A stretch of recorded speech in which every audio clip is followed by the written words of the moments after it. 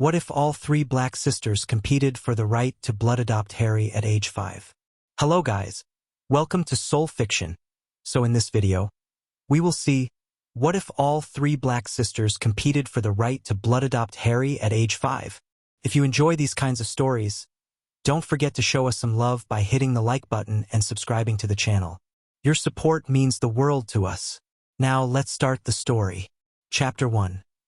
Blood on the cobblestones, the cupboard door splintered inward and Vernon Dursley's meaty hand closed around Harry's ankle. Thought you could hide from me, boy? Vernon's breath stank of the whiskey he'd been drinking since noon. Thought you could embarrass me in front of my sister and get away with it? Harry didn't answer. He'd learned that answering made it worse. He went limp, let Vernon drag him out of the cupboard, let his head bounce against the floor. The pain was familiar. Pain was always familiar. Marge is in hospital because of you. Vernon's face had gone that particular shade of purple that meant the belt was coming. Blew up like a balloon, she did, in front of the whole restaurant. Harry hadn't meant to do it. Aunt Marge had been saying things about his parents again, calling his mother a drunk and his father a layabout, and something inside Harry had just snapped. 1 second Marge was shoveling treacle tart into her mouth. The next she was floating toward the ceiling like a horrible fleshy balloon, screaming about freaks and demons. The belt came off with a practiced snap. I'm going to beat that freakishness out of you, Vernon promised.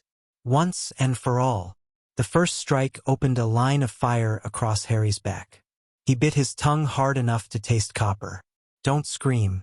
Screaming made Petunia cry, and when Petunia cried, Vernon hit harder to prove he wasn't being cruel.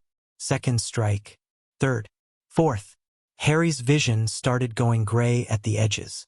The pain was too big now, too much to hold inside his small body. He could feel something building in his chest, that same pressure that had inflated Aunt Marge, but bigger this time. Wilder. Please, he whispered. Please, I want to go somewhere safe. Anywhere safe. Please. The pressure exploded.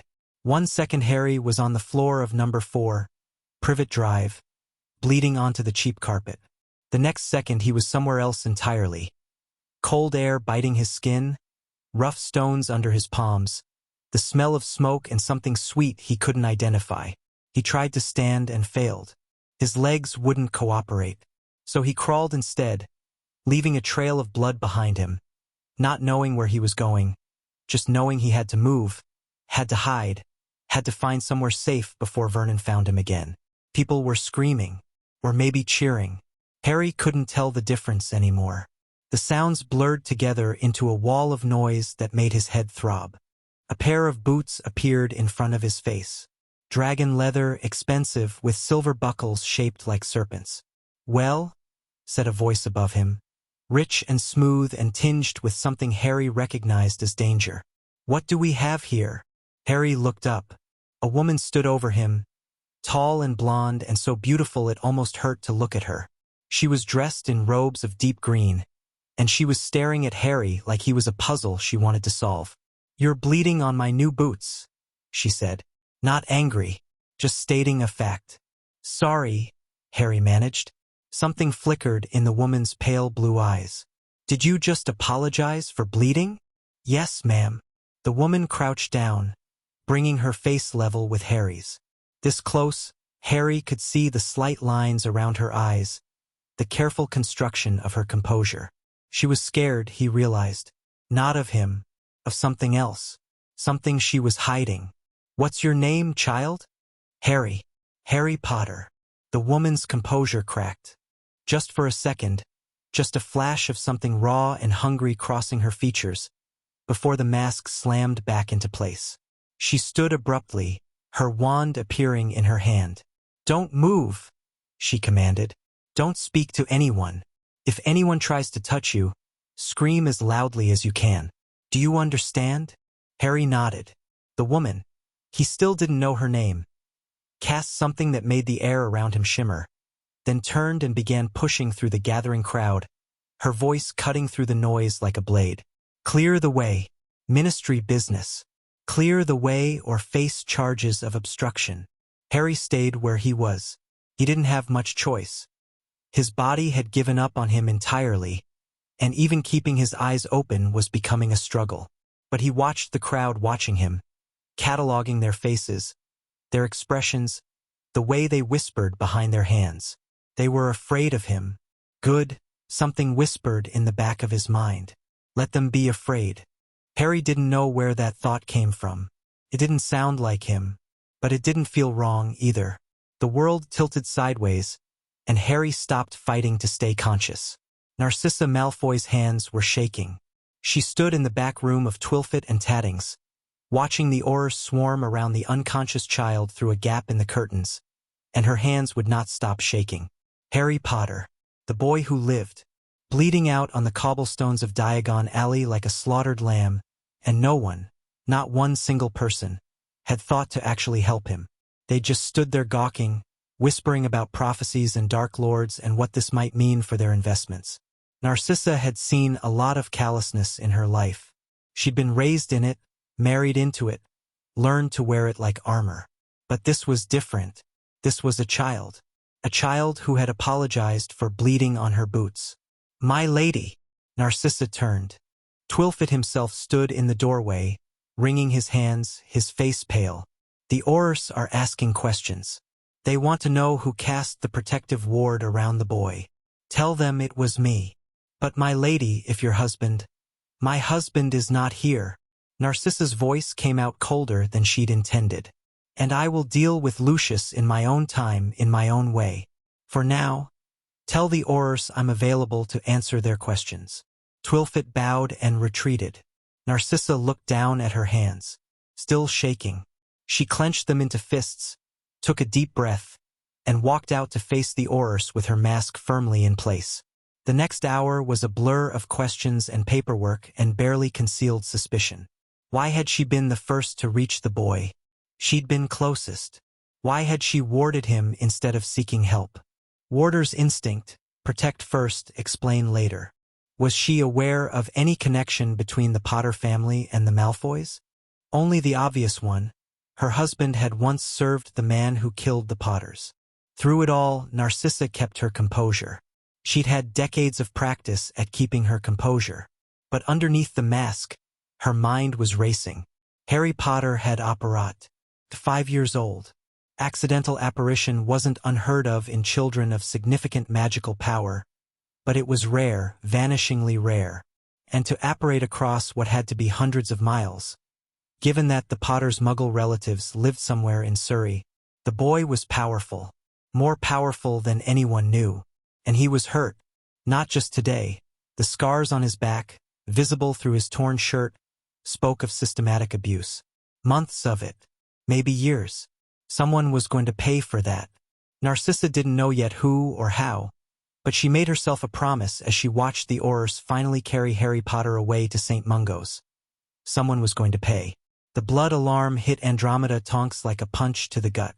She was in her kitchen, making dinner for Ted and Dora, when the magic slammed into her. Ancient magic, family magic, the kind that lived in the bones and the blood and couldn't be ignored or suppressed. She dropped the pan she was holding, splashing hot oil across the floor, and grabbed the counter to keep from falling. "Mom!" Dora was at her side in an instant, 12 years old and already taller than Andromeda, her hair cycling through colors in alarm. "Mom, what's wrong?" "Blood alarm," Andromeda gasped. "Someone's invoked. Dora, get my emergency bag. Now." "But, now." Dora ran.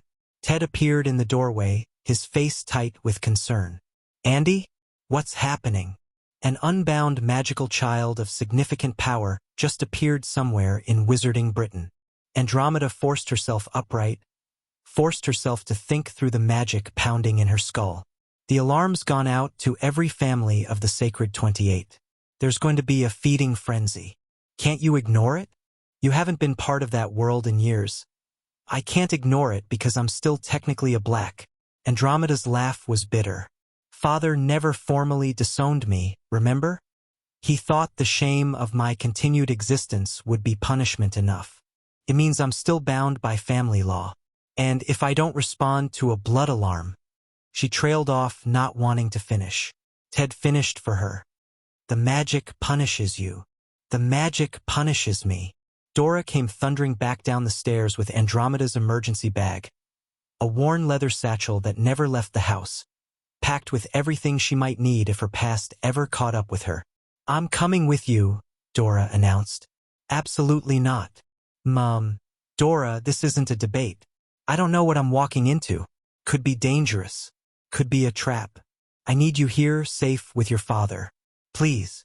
Andromeda cupped her daughter's face in her hands. "Please, baby. Let me handle this." Dora's hair settled into a stubborn shade of red. "Fine. But if you're not back by midnight, I'm coming after you." "That's my girl." Andromeda kissed her forehead, then turned to Ted. "If anything goes wrong, I know the protocols." Ted's voice was steady even though his eyes weren't. "Go. Find out what's happening. Come home safe." Andromeda grabbed her bag, took a deep breath, and apparat. She landed in Diagon Alley to find chaos. The entire street had been cordoned off by Aurors. Shopkeepers were being herded into their stores. A crowd had gathered at the edge of the barriers, craning their necks to see something in the center of the chaos. Andromeda pushed through the crowd until she reached the barrier. An Auror she didn't recognize tried to stop her. "Ma'am, you can't. I'm Andromeda Tonks, née Black. I'm here in response to the blood alarm. Let me through or I'll have your badge." The Auror hesitated, then stepped aside. Andromeda walked through the barrier and stopped dead. There was blood on the cobblestones. A lot of it. A trail of it, leading from a point near the entrance to Gringotts to a spot in the center of the street that had been warded so heavily the air itself seemed to shimmer. And there, at the edge of the warded area, stood her sister. Narcissa looked up. Their eyes met.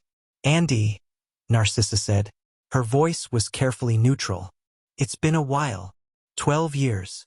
Andromeda kept her own voice just as neutral. "You look well. I look exhausted. But thank you for the polite fiction." Narcissa's gaze flicked past Andromeda, scanning the crowd. "Have you seen—" "No." Andromeda knew exactly who she was asking about. "And I hope to Merlin I don't. Bella in Azkaban is terrifying enough." "Bella out of Azkaban. She's been out for 6 months." Andromeda's blood went cold. "What?" She broke out. "In the spring. No one knows how, the Ministry's been trying to keep it quiet. But she's out, Andy. And if she felt the blood alarm too. A crack of apparition. Then another. Then 3 more in rapid succession." Aurors started shouting.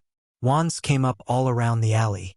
The crowd at the barriers began to scream and scatter. And Bellatrix Black walked out of thin air like she owned the place.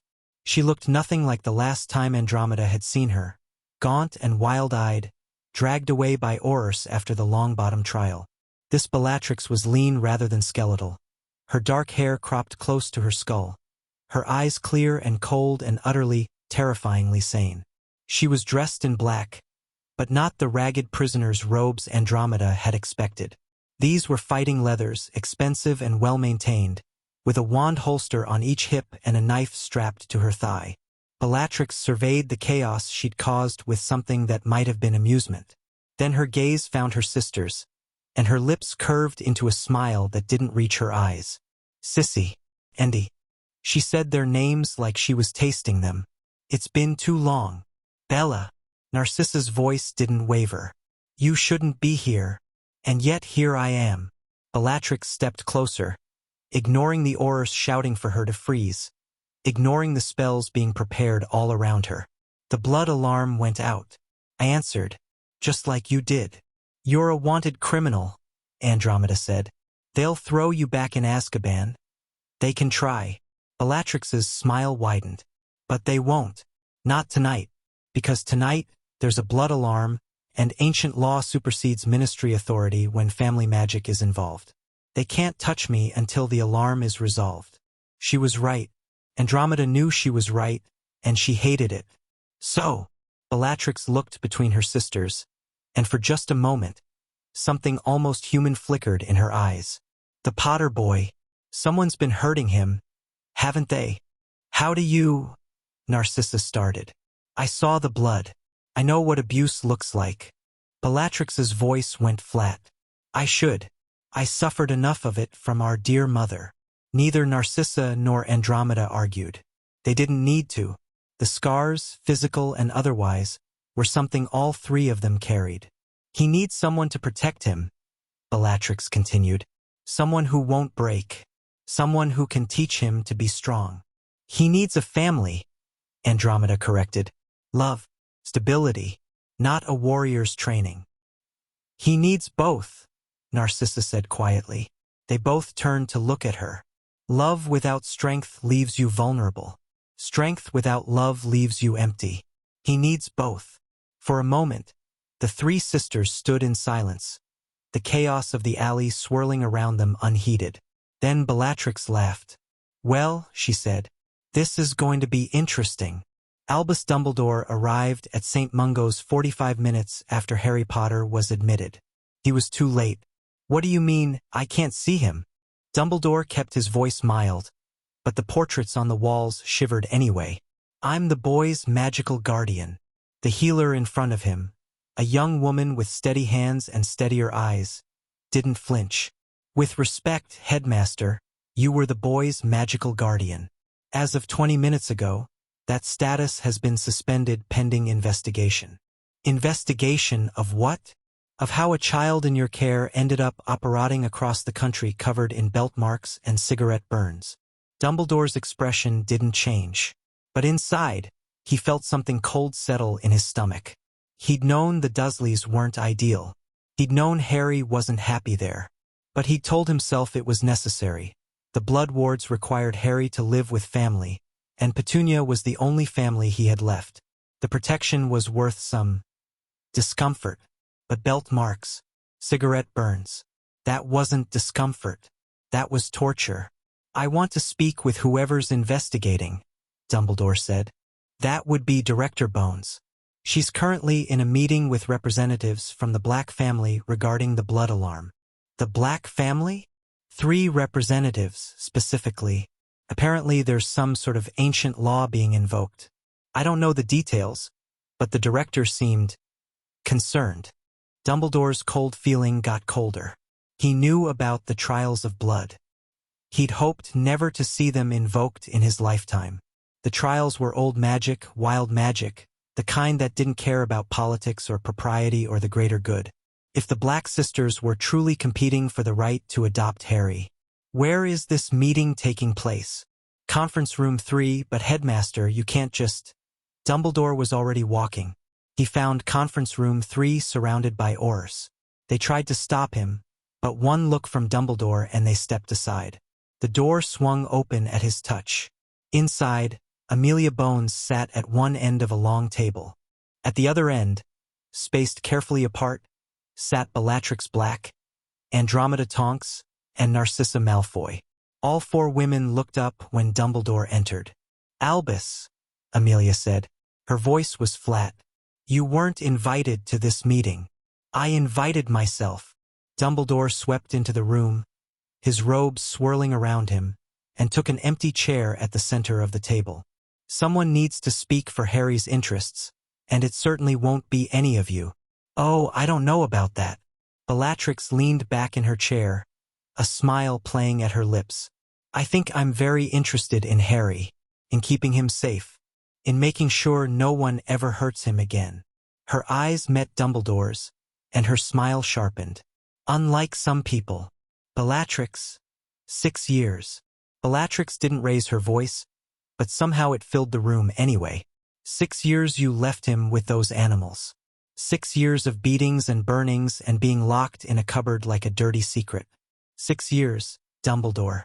And you have the nerve to sit there and talk about his interests. The Blood Wards. Don't. Andromeda cut him off, and there was a fury in her voice that Dumbledore had never heard before. Don't you dare try to justify this with Blood Wards. I've seen Blood Wards. I've studied them. They require love to function. Love, Dumbledore. If those muggles had loved Harry, the wards would be unbreakable. But they didn't love him. They hated him, which means your precious Blood Wards haven't been protecting him at all. They've just been keeping him trapped. Dumbledore opened his mouth to respond. The headmaster's guardianship has been suspended, Amelia said, cutting through the rising tension. That is not up for debate. What is up for debate is who will replace him. The boy should come to Hogwarts, Dumbledore tried. I can protect him there. You can't. Narcissa's voice was quiet but firm. Hogwarts doesn't accept students under 11. And even if it did, you've proven you can't be trusted with his welfare. You left him in an abusive home, Dumbledore. You never checked on him. You never made sure he was safe. You just left him. I had my reasons. Your reasons don't matter. Bellatrix stood, and despite being the shortest person in the room, she seemed to tower over everyone. Your reasons have never mattered. All that matters now is Harry. And Harry deserves better than a manipulative old man who treats children like chess pieces. Dumbledore felt his control slipping. And you think he'd be better off with you? A convicted Death Eater? A torturer? I think he'd be better off with someone who understands what he's been through. Bellatrix's voice went quiet. Dangerous. I think he'd be better off with someone who knows what it's like to be hurt by the people who were supposed to protect you. I think he'd be better off with someone who will never, ever let it happen again. Silence fell. Amelia cleared her throat. The fact remains that all three of you have invoked the blood alarm as members of the House of Black. Ancient law is clear. When multiple family members wish to claim the same child, the matter must be settled through the trials of blood. The trials haven't been used in centuries, Dumbledore said. They're dangerous, unpredictable. Harry could be hurt. Harry has already been hurt. Andromeda's voice was cold. By you. By your negligence. By your greater good. The trials are dangerous, yes, but at least they're honest.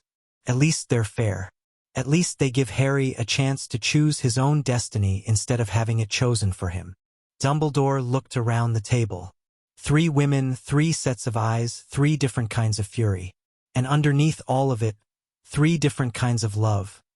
Twisted, perhaps. Complicated, certainly. But real. He'd lost. He knew it in his bones. I'll be watching, he said finally. If any of you harm that boy, if any of us harm him, he'll harm us right back. Bellatrix smiled, and for the first time, there was something genuine in it. I saw his eyes, Dumbledore, when he looked at me in the alley, before he passed out. He's not broken. He's not weak. He's been through hell, and he's still fighting. That's the kind of child the Black family needs, Narcissa said softly. That's the kind of child I want to protect, Andromeda added. Dumbledore stood. There was nothing more he could say, nothing more he could do. The ancient laws had been invoked, and even he wasn't powerful enough to override them. But as he walked out of the conference room, he made himself a promise. He would find a way to regain control of Harry Potter. For the greater good. He always did. Harry woke up in a bed that was too soft. For a long moment he just lay there, confused. The Dursleys' cupboard had a thin mattress that barely cushioned the hard floor. This bed felt like sleeping on a cloud. Couldn't be real. He opened his eyes. White ceiling. White walls. The smell of something sharp and clean, medicine, maybe? And sunlight, actual sunlight, streaming through a window that was bigger than his entire cupboard. You're awake. Harry turned his head. A woman sat in a chair beside his bed, young, pretty, with pink hair that shifted to blue as he watched. She was wearing lime green robes and had a kind smile. I'm Healer Tonks, she said. You're at St. Mungo's Hospital. You're safe. Harry's throat felt like sandpaper, but he forced the words out anyway. What's St. Mungo's? The woman's smile flickered. It's a hospital. For magical people. Magical people. Harry tested the words. They felt strange on his tongue, but also, right, like something clicking into place. Like me. Like you. Healer Tonks leaned forward. Can you tell me your name? Just to make sure you remember. Harry. Harry Potter. Good. That's very good, Harry. She paused. Can you tell me how you got here? To Diagon Alley. Harry tried to remember. There was Vernon and the belt and Pain and then, I wished, he said slowly. I wished to be somewhere safe. And then I was. That's called apparition, Harry. It's a kind of magic. Very advanced magic, actually. Most witches and wizards can't do it until they're adults. But you did it without even knowing what it was. Harry thought about this. Is that bad? No, sweetheart. It's not bad at all. It's actually quite impressive. Healer Tonks hesitated. Harry, I need to ask you some questions. About your aunt and uncle. About how you got those marks on your back. Harry went very still. He knew what happened when he told the truth about the Dursleys. He'd tried it once at school, told a teacher about the cupboard and the chores and the way Vernon looked at him sometimes. The teacher had called the Dursleys. Vernon had explained that Harry was a liar and a troublemaker. And then, when they got home, I fell, Harry said automatically. Down the stairs. Healer Tonks's expression didn't change, but something in her eyes went hard. Harry, you don't have to protect them. They can't hurt you anymore. That's what the teacher said. Before she called them.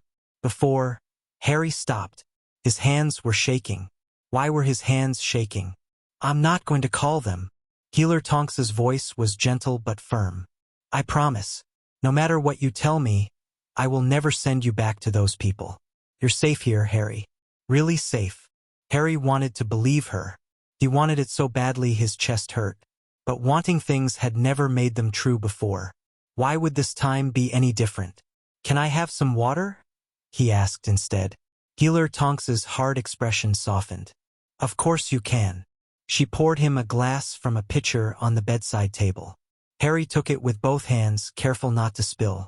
The water was cold and clean and nothing like the lukewarm tap water the Dursleys let him drink from the bathroom sink. There are some people who want to meet you, Healer Tonks said as he drank.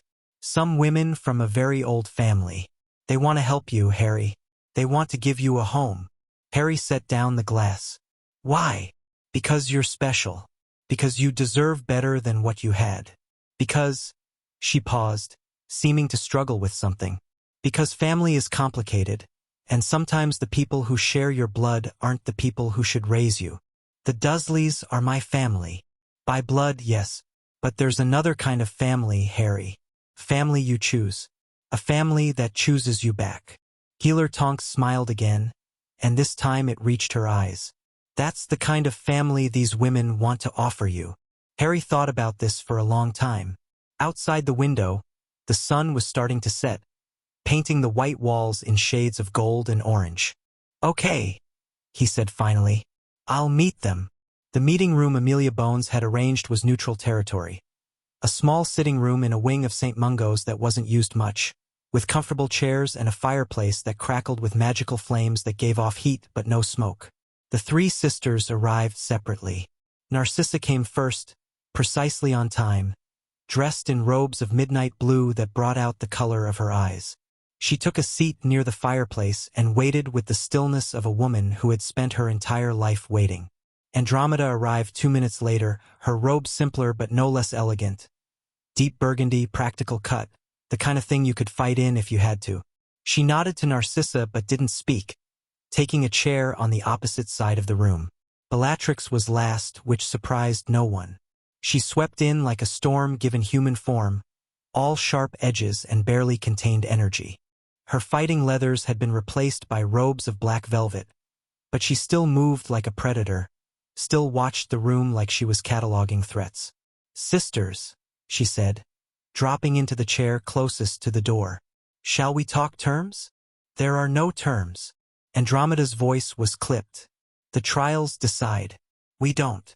The trials decide who wins, Bellatrix agreed.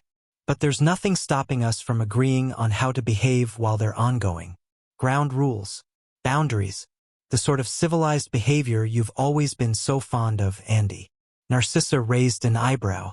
You want to be civilized? I want this to work. Bellatrix's voice lost its edge, just for a moment. I want one of us, I don't even care which one, to give that boy what we never had. A real family. People who love him for who he is instead of what he can do for them. She paused. Mother never loved us. Father saw us as bargaining chips. Every lesson we learned through pain and fear. I don't want that for Harry. For a moment there was silence. Then Andromeda laughed. What? Bellatrix demanded.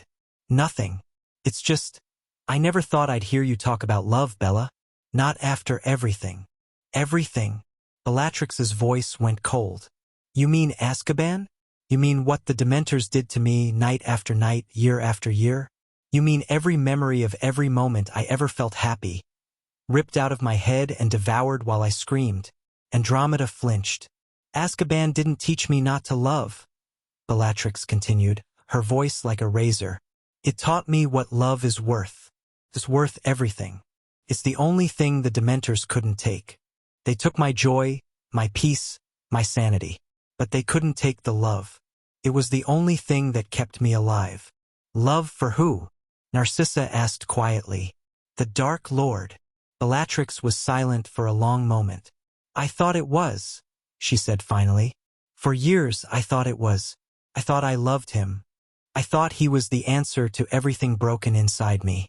But in Azkaban, when the Dementors stripped away everything else, I realized the truth. She met Narcissa's eyes. I never loved him. I feared him. I worshipped him. I would have died for him. But it wasn't love. Love doesn't demand that you destroy yourself. Love builds you up. Love makes you stronger. And who do you love now? Andromeda's voice was soft, almost gentle. Myself. Bellatrix smiled, and it was the most human expression either of her sisters had ever seen on her face. For the first time in my life, I love myself. I'm not ashamed of what I am. I'm not trying to be what someone else wants. I'm just me. Broken and scarred and probably still a little mad. But me. The door opened. All three sisters turned. Harry Potter stood in the doorway. A healer stood behind him, the same pink-haired young woman from his room, with her hands on his shoulders. He was wearing hospital pajamas that were slightly too big, making him look even smaller than he already was. But his eyes were clear and sharp and far too old for a 5-year-old. And when he looked at the three women in front of him, he didn't look scared. He looked like he was taking their measure. Hello, he said. His voice was quiet but steady. I'm Harry. I heard you want to be my family. Narcissa recovered first. Hello, Harry, she said, keeping her voice warm but not too warm, gentle but not condescending. She'd raised Draco. She knew how children hated being talked down to. My name is Narcissa. These are my sisters, Andromeda and Bellatrix. We're very happy to meet you. Harry's gaze moved from Narcissa to Andromeda to Bellatrix, lingering on each face like he was reading something written there that no one else could see. You look alike, he said, but different. We're sisters, Andromeda explained. We grew up together, but we made different choices in life. Those choices changed us. Uncle Vernon says choices don't matter. He says freaks are born freaks and nothing can change that. Narcissa felt her jaw clench. Beside her, she heard Bellatrix let out a small, dangerous sound. Your uncle was wrong, Narcissa said carefully. About many things, it seems. Harry nodded, accepting this without argument. The healer said you want to adopt me. All three of you. One of us, Andromeda said. There's an old law in our family. When more than one person wants to adopt the same child, there's a competition. A test. The winner gets to be your new family. What kind of test? The trials of blood. Bellatrix leaned forward, and despite her frightening reputation, her voice was surprisingly gentle. 3 challenges that test whether someone is worthy of being family. It's old magic. Powerful magic. It can't be cheated or bribed or manipulated. Harry considered this. What if I don't want any of you? The 3 sisters exchanged glances. Then you don't have to choose any of us, Narcissa said. The trials test our worthiness, but at the end you have a voice too. If you decide none of us are right for you, the family magic will respect that. What happens to me then? We don't know, Andromeda admitted. The law is old. The records are incomplete. But we promise, all 3 of us promise, that whatever happens, we won't let you go back to the Dursleys. That's not an option anymore. Harry was quiet for a long moment. The fire crackled. Outside, the last light of day faded into purple dusk. Okay, he said finally. I'll watch. I'll learn. And when the trials are done, I'll decide. He said it so simply, so matter-of-factly, that it took a moment for the weight of it to sink in. This wasn't a child agreeing to be passive while adults decided his fate. This was a child announcing that he would be an active participant in determining his own future. "You're not like other 5-year-olds, are you?" Bellatrix said. Harry met her eyes. "I don't know. I've never been other 5-year-olds." Bellatrix laughed. It was a real laugh, surprised and genuine, and both her sisters stared at her in shock. "I like you, little Potter," Bellatrix said. "You've got spine. Is that good?" "It's essential." Bellatrix's smile turned sharp. "The world will try to break you, Harry. It will throw everything it has at you. Pain, fear, loss, betrayal. The only thing that can save you is a spine strong enough to keep standing." Harry nodded slowly. "Aunt Petunia said my mother had spine. She said that's why she died." The room went very cold. "Your mother died because a very evil man decided to kill her," Narcissa said, her voice tight. "Not because of anything she was or wasn't. But she stood between him and me. The healer said so. She died protecting me." Harry's voice was steady, but something ancient and terrible lurked behind his eyes. "That takes spine, doesn't it?" "Yes," Andromeda whispered. "It does. Then I want to have spine too, like her, like my mum." Harry's small hands clenched into fists. "So I can protect people. So no one has to die for me again." None of the sisters knew what to say. It was Bellatrix who recovered first. "Then we'll teach you," she said. "Whichever one of us wins, we'll teach you to stand, to fight, to protect yourself and everyone you love. You promise." "We promise." And somehow, impossibly, all three sisters said it together, Bellatrix and Andromeda and Narcissa, speaking with one voice. Harry looked at them for a long moment. Then slowly he smiled. It was a small smile, hesitant and unpracticed, like a muscle that had been unused for too long. But it was real. "Okay," he said again. "Let's start." The formal declaration of the Trials of Blood took place at midnight in the ritual chamber beneath Gringotts. It had to be Gringotts. The goblins had been the witnesses and keepers of the old laws since before Hogwarts was built. They didn't care about wizarding politics or ancient blood feuds or who had done what to whom. They cared about gold and contracts and the precise letter of magical law. Narcissa stood at the eastern point of the ritual circle. Her robes were formal now, the traditional black and silver of House Black, with her wand held at her side and her spine straight. She'd worn these robes for her wedding. She'd worn them for her father's funeral. And now she wore them for this, a battle for a child she'd known for less than a day but already felt responsible for. Andromeda stood at the western point. She'd transfigured her burgundy robes into black, but she'd refused the silver accents. A small rebellion, a reminder that she was part of this family by blood, not by choice. Her wand was in her hand, and her jaw was set with determination. Bellatrix stood at the southern point. She hadn't bothered changing her robes at all. She just added a cloak with the black family crest on the clasp. Her dual wands sat in their holsters, and her eyes gleamed in the torchlight with something between anticipation and hunger. At the northern point stood Ragnarok, the senior account manager for House Black. His gnarled fingers held an ancient scroll, and his sharp teeth glinted when he spoke. "You have gathered here to invoke the Trials of Blood," he said. His voice echoed in the chamber, amplified by magic. "You seek to claim the child Harry James Potter as bloodkin of House Black. The old laws bind you, the old magic tests you, and at the end, the child chooses." "We understand," all three sisters said together. "The trials are three." Ragnarok unrolled the scroll. "The trial of sacrifice, in which you prove your commitment by giving up something precious. The trial of understanding, in which you prove your wisdom by seeing the child as he truly is. The trial of blood, in which the family magic itself judges your worthiness." "We accept," the sisters said. "Then let the declaration be made." Ragnarok raised one clawed hand. "By the blood of our ancestors and the magic of our line, we invoke the Trials of Blood. Let the competition begin." Magic surged through the chamber. felt like lightning and honey, like being burned and healed at the same time. Narcissa gasped. Andromeda staggered. Even Bellatrix looked momentarily overwhelmed. And then it was done. The trials had begun. Harry watched from an alcove above the ritual chamber. No one had told him he could be here. No one had told him he couldn't either. So when he'd felt the pull of the magic, felt it calling to his blood, he'd followed it through corridors and downstairs until he found this spot. Hidden but with a clear view of everything below. The three women were talking now, low and urgent, making plans and arguments that Harry couldn't quite hear. The goblin was watching them with sharp, knowing eyes.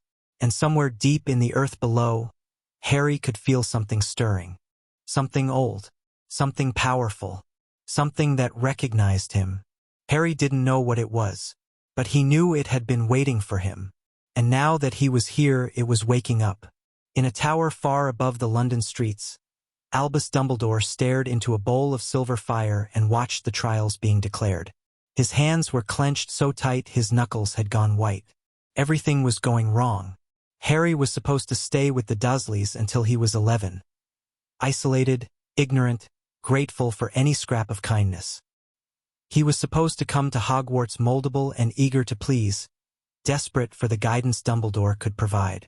Instead, Harry was in the hands of three women who would teach him to think for himself, who would tell him the truth about his parents, his heritage, his power, who would raise him to question authority instead of blindly following it. This could ruin everything. Dumbledore closed his eyes and began to plan. At the same moment, in a small cottage on the coast of Albania, a wraith that had once been Tom Riddle felt something shift in the fabric of reality. The Potter boy. Something had changed about the Potter boy.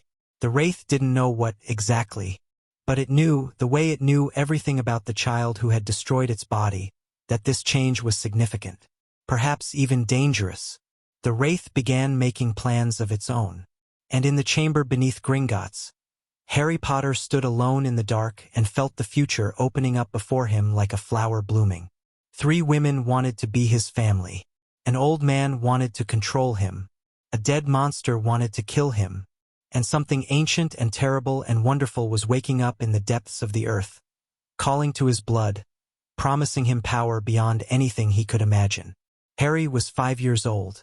He had been beaten and starved and locked in a cupboard. He had been called freak and burden and worthless. But standing there in the dark, feeling the magic pulse around him like a heartbeat, Harry knew one thing with absolute certainty. He would never be worthless again. The trials of blood had begun. And whatever came next, Harry would face it on his feet. Chapter 2. The price of admission. Bellatrix Black hadn't slept in 3 days. Not because she couldn't. Azkaban had taught her to sleep anywhere, anytime, grabbing rest in stolen moments between the Dementor's rounds. No, she wasn't sleeping because she was planning. The trial of sacrifice was set for dawn. In 6 hours, she would have to give up something precious to prove her commitment to adopting Harry Potter. The problem was that Bellatrix didn't have much left to give. Azkaban had stripped her of almost everything. Her wealth was gone, seized by the Ministry after her conviction. Her wands were replacements, won in duels during her 6 months of freedom. Her family connections were severed. She'd renounced the Lestrange marriage before the trial began, and her parents were long dead. All she had left was her magic, her mind, and her reputation. And her reputation, she was starting to realize, might be exactly what the trial required. Bellatrix stood at the window of the safe house she'd been using since her escape, watching the pre-dawn darkness over London. Somewhere out there, her sisters were making their own plans, preparing their own sacrifices. Narcissa would probably offer gold. The Malfoy vaults were legendary. Andromeda would offer something symbolic and meaningful, the kind of gesture that made people tear up and call her the good sister. But Bellatrix had never been good at being good. She was good at being terrifying, good at being dangerous, good at being the monster mothers warned their children about. What if that was exactly what she needed to sacrifice? The ritual chamber beneath Gringotts had been transformed. Where last night there had been bare stone and flickering torches, now there were 3 raised platforms arranged in a triangle around a central altar. Each platform was inscribed with runes that pulsed with soft silver light. The altar itself held a single object, a golden bowl filled with something that looked like liquid starlight. Harry stood at the edge of the chamber with healer Tonks, who he'd learned was actually Andromeda's daughter, which made things complicated in ways he didn't fully understand. She'd insisted on accompanying him, and the goblins had allowed it after a brief, heated negotiation that involved a lot of teeth-baring on both sides. "You don't have to watch this," Nymphadora said quietly. She'd asked him to call her Tonks or even Dora, because she hated her first name. Harry understood that. He hated being called boy or freak. "I want to," Harry said. "I need to see who they really are." Tonks gave him a long look. "You're really not like other 5-year-olds, are you?" "That's what the scary one said. Bellatrix. She's my aunt. Technically, we've never actually met." Tonks's hair flickered through several colors before settling on a nervous purple. "Mum doesn't talk about her much. Just that she was always the wildest of the 3 sisters, even before everything. Before she became a Death Eater?" Tonks flinched. "You know about that? The healers talk when they think I'm asleep." Harry's voice was matter-of-fact. "They say she tortured people, drove them insane. They say she's the most dangerous witch in Britain. And that doesn't scare you?" Harry considered the question seriously. "The Dursleys scared me," he said finally, "because they were supposed to love me and they didn't. They hurt me because they could, because I was small and couldn't stop them. That's scary. But Bellatrix..." He paused, trying to find the right words. "She's dangerous, but she's honest about it. She doesn't pretend to be nice while she's hurting you. I think I'd rather have an enemy who looks like an enemy than a family that looks like a family but acts like an enemy." Tonks stared at him for a long moment. Then she laughed, soft and wondering. "Merlin, you're something else, Harry Potter." A gong sounded, deep and resonant, and the chamber fell silent. The 3 sisters entered from different doorways, Narcissa from the east, Andromeda from the west, Bellatrix from the south. They walked to their platforms in perfect synchronization, like they'd practiced it, though Harry knew they hadn't spoken since last night's declaration. Ragnarok appeared at the altar, materializing from shadow in a way that made Harry's skin prickle. The goblin was old, ancient, maybe, with scars on his face that spoke of battles fought long before any of the witches present were born. "The trial of sacrifice," Ragnarok announced. His voice filled the chamber without echoing, each word precise and weighted. "To claim a child of another bloodline, you must prove your commitment through loss. What you sacrifice must be precious to you, not merely valuable but meaningful. The magic will know the difference." He gestured to the golden bowl. "When you are ready, you will speak your sacrifice aloud, then place the physical representation of what you offer into the vessel of binding. If the magic accepts your sacrifice, the vessel will shine. If it does not," his teeth glinted, "the consequences will be educational." "Educational how?" Narcissa asked, her voice carefully neutral. "Those who offer false sacrifices have been known to lose more than they intended." Ragnarok's smile was not reassuring. "Choose wisely." He stepped back, and silence fell. For a long moment no one moved. Then Narcissa straightened her shoulders and stepped forward. Narcissa had spent all night deciding what to offer. Gold wouldn't work. She knew that instinctively. The magic didn't care about wealth. It cared about meaning, about what you were truly willing to give up. She'd considered offering her wedding ring. Her marriage to Lucius was a sacrifice in itself, wasn't it? Years of pretending to love a man who grew colder and crueler with each passing season. Years of watching him twist their son into his own image. Years of biting her tongue and playing the perfect pureblood wife. But no, giving up her wedding ring would be a relief, not a sacrifice. The magic would see through that in an instant. She'd considered offering her beauty. A drastic option, but possible. There were potions that could permanently scar, disfigure, transform. She could offer to become ugly, to give up the face that had been her weapon and her shield for so long. But that felt like vanity masquerading as sacrifice. Like she was saying her appearance was the most precious thing she had. It wasn't. In the end, The answer had come to her just before dawn, and it had been so obvious she'd laughed out loud in her empty bedroom. I offer my son. The words fell into the silence like stones into still water. Andromeda's sharp intake of breath. Bellatrix's sudden stillness. Even Ragnarok looked surprised, his ancient eyes narrowing. Explain, he demanded. Narcissa kept her voice steady, though her heart was racing. My son Draco is 5 years old, the same age as Harry. He is currently being raised by his father, Lucius Malfoy, in an environment I have come to recognize as harmful. Lucius fills Draco's head with hatred and fear. He punishes weakness with cruelty. He is shaping my son into a weapon, just as he was shaped. She took a breath. I love Draco more than my own life. Leaving him with Lucius destroys me a little more each day. But to take him away from his father, to divorce Lucius, to fight for custody, to drag my son through a legal battle that could take years. I would need power, resources, allies. Narcissa raised her chin. Blood-adopting Harry Potter would give me all of those things. It would give me the legal standing to file for divorce, the political leverage to ensure I win custody, the financial resources to fight Lucius in court. And in return, I would raise Harry alongside Draco. They would be brothers. They would protect each other. They would grow up in a house full of love, not fear. She reached into her robe and withdrew a small silver frame. Inside was a moving photograph. Draco as an infant, tiny and perfect, sleeping in Narcissa's arms. I offer my certainty, she said, my guarantee of safety. By competing in these trials, I risk losing everything. My son, my position, my life.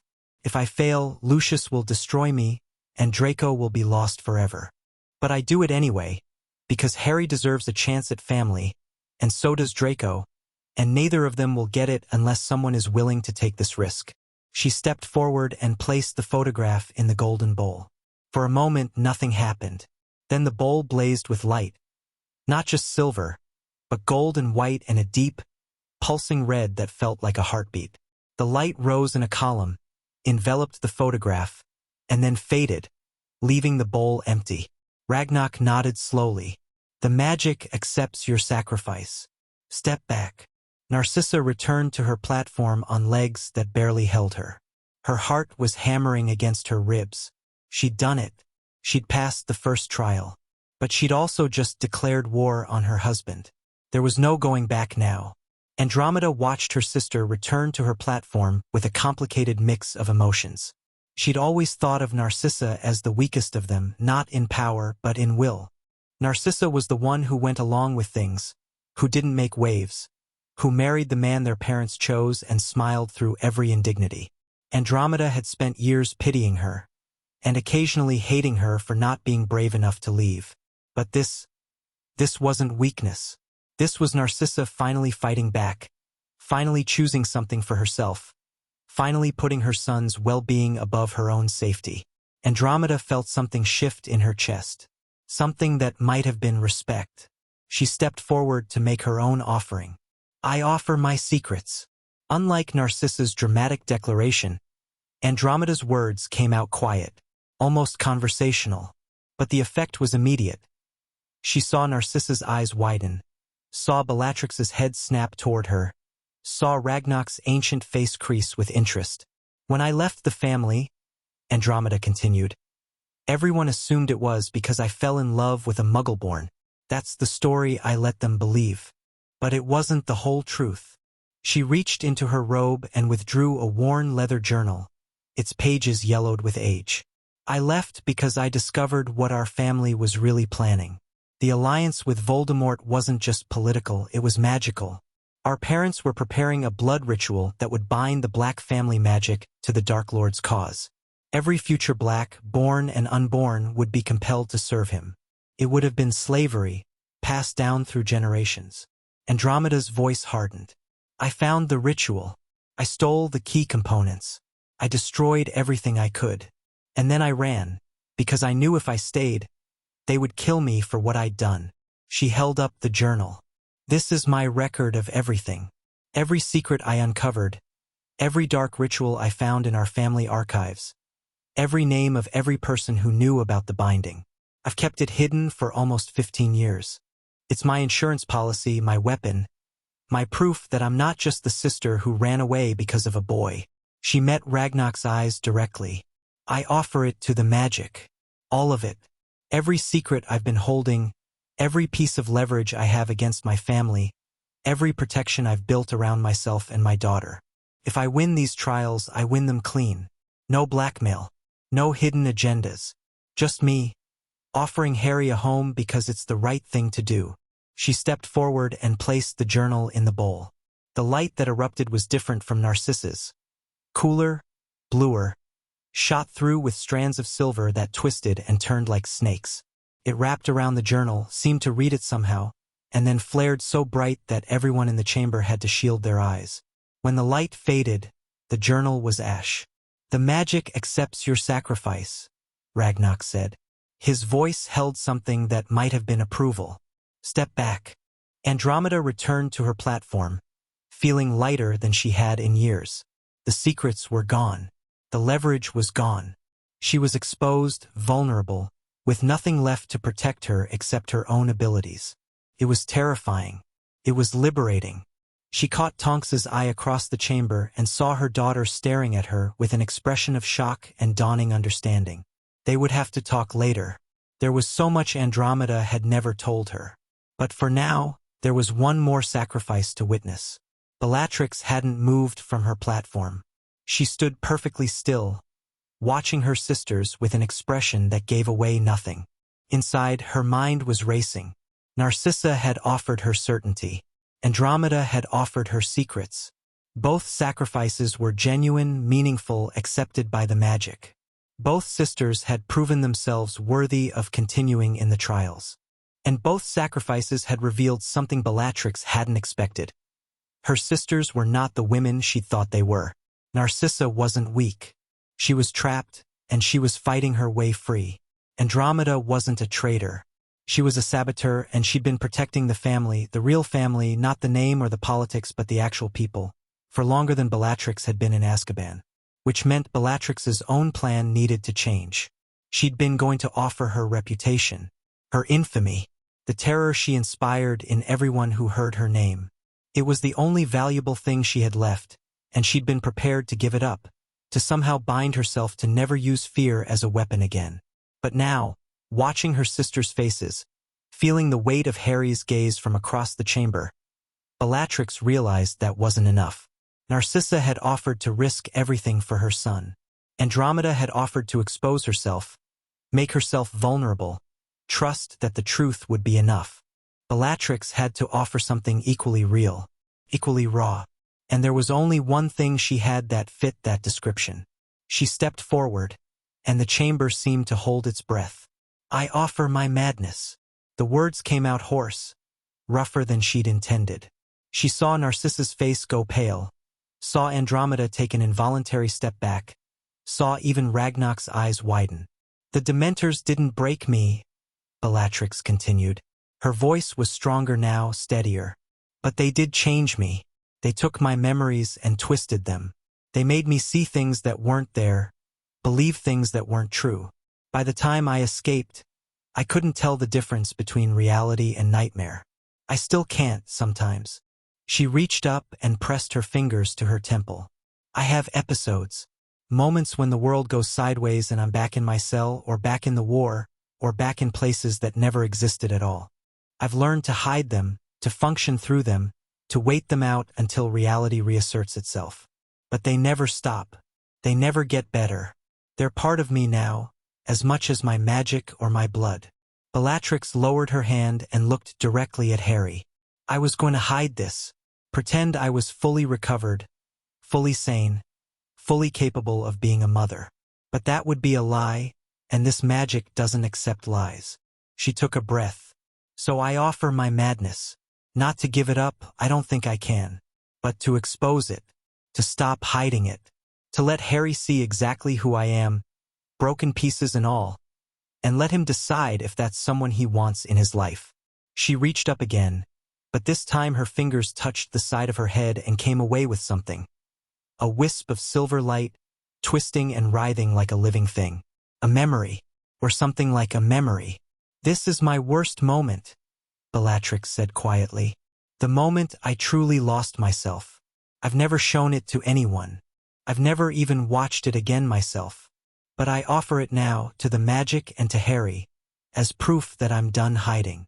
She walked to the bowl and let the silver wisp fall from her fingers. The light that erupted was nothing like her sister's sacrifices. It was dark. Not black, but dark. The color of deep water, of moonless nights, of the space between stars. It rose from the bowl in a column that seemed to absorb light rather than emit it. And within that darkness, images flickered. A cell, stone walls, a woman screaming, hands reaching through bars, cold so deep it burned. A face, twisted and horrible, leaning close. A kiss that stole something essential. And through it all, a voice. Bellatrix's voice, but younger, more desperate, saying the same words over and over. "Please, please, please." The darkness collapsed in on itself and vanished. The chamber was absolutely silent. Ragnar's voice, when he spoke, was softer than Bellatrix had ever heard it. "The magic accepts your sacrifice. Step back." Bellatrix returned to her platform. She was shaking. She couldn't stop shaking. But she held her head high and didn't look away from Harry's eyes. The boy was crying. Tears streamed down his face, silent and unstoppable. But he wasn't crying out of pity. Bellatrix knew what pity looked like. And this wasn't it. This was recognition. This was one survivor looking at another and seeing themselves. Harry couldn't stop the tears. He'd seen something in that darkness. Not the images, though those were horrible enough, but something underneath them. A feeling, an experience, a truth. He knew what it felt like to beg and not be heard. He knew what it felt like to have something precious ripped away. He knew what it felt like to be trapped in a nightmare you couldn't escape. The scary woman, Bellatrix, had been through something like what Harry had been through. Different in the details, but the same in the part that mattered. They were both survivors. They were both still fighting. And she'd shown him her worst moment. Voluntarily.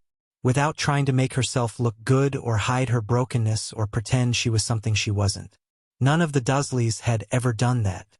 They'd hidden their cruelty behind closed doors and smiling faces, pretending to the neighbors that they were a normal family with a normal nephew. They'd taught Harry that secrets were weapons and vulnerability was weakness. But Bellatrix had just proven them wrong. Harry wiped his eyes with the back of his hand. Beside him, Tonks was staring at her aunt with an expression that mixed horror and something that might have been grudging respect. "The trial of sacrifice is complete," Ragnar announced. "All 3 candidates have proven their commitment. The next trial, the trial of understanding, will begin in 3 days' time." The 3 sisters remained on their platforms, each lost in their own thoughts. They didn't look at each other. They didn't speak. But something had changed between them. Harry could feel it, even from across the chamber. The walls they'd built against each other over decades of separation and betrayal and misunderstanding. Those walls had cracked. They weren't sisters yet. Not really. Not the way sisters should be. But maybe Harry thought they could be. Lucius Malfoy received the news at breakfast. His house elf delivered the morning prophet with trembling hands, which should have been Lucius's first warning. The second warning was the headline, which screamed in 2-inch letters. "Black sisters compete for boy who lived. Malfoy wife among competitors." By the time Lucius finished reading, his breakfast had gone cold and his hands were shaking with rage. Narcissa had betrayed him. After everything he'd done for her, the wealth, the status, the protection of his name, she'd thrown it all away to chase after Potter's brat. And she'd done it publicly, irrevocably, in a way that made Lucius look like a fool. The article detailed the trial of sacrifice with breathless enthusiasm. Narcissa's offer was described in full. Her willingness to risk everything, her barely veiled accusations about Lucius's parenting, her obvious intention to divorce him if she won. If she won. As if there was any chance of that happening. Lucius crumpled the newspaper in his fist and threw it into the fire. He needed to act, to intervene, to remind his wayward wife exactly who held the power in their marriage. But the trials of blood were protected by ancient law. Any outside interference would trigger magical consequences that even Lucius didn't want to contemplate. He couldn't touch Narcissa directly, couldn't threaten her, couldn't even speak to her until the trials were complete. Unless Lucius smiled slowly, the rage in his chest cooling into something more useful. Calculation. He couldn't interfere with the trials. But there was nothing stopping him from interfering with the competitors themselves. Nothing stopping him from making sure that when the trials were over, Narcissa had nothing to come back to. He summoned his house elf with a snap of his fingers. "Fetch me the family solicitor," he commanded. "And then contact our friends at the ministry. We have work to do." Albus Dumbledore read the same newspaper in his office at Hogwarts, and his reaction was considerably more measured. He set the paper down carefully, removed his half-moon spectacles, and pinched the bridge of his nose. This was worse than he'd feared. The three Black sisters, competing for Harry's custody, meant that whoever won would have significant resources at their disposal. The Black family fortune was legendary. The Black family magic was powerful. And the Black family connections reached into every corner of wizarding society. If any of the three sisters gained custody of Harry, Dumbledore's influence over the boy would be severely limited. He wouldn't be able to guide Harry's education, shape his understanding of magic, prepare him for the destiny that awaited him. And Harry needed to be prepared. The prophecy demanded it. Dumbledore replaced his spectacles and reached for a quill. He had letters to write, favors to call in, seeds to plant that would bear fruit years from now. When Harry finally arrived at Hogwarts, the trials would proceed. There was nothing Dumbledore could do to stop them directly, but he could ensure that whoever won Harry's custody understood that certain understandings would need to be reached. Cooperation, access, influence. Harry Potter was too important to leave in the hands of former Death Eaters and blood traders and women who thought they knew better than the most powerful wizard in Britain. Dumbledore began to write. Deep beneath Hogwarts, in a chamber that had been sealed for centuries, something stirred. The magic from the trials had reached it somehow.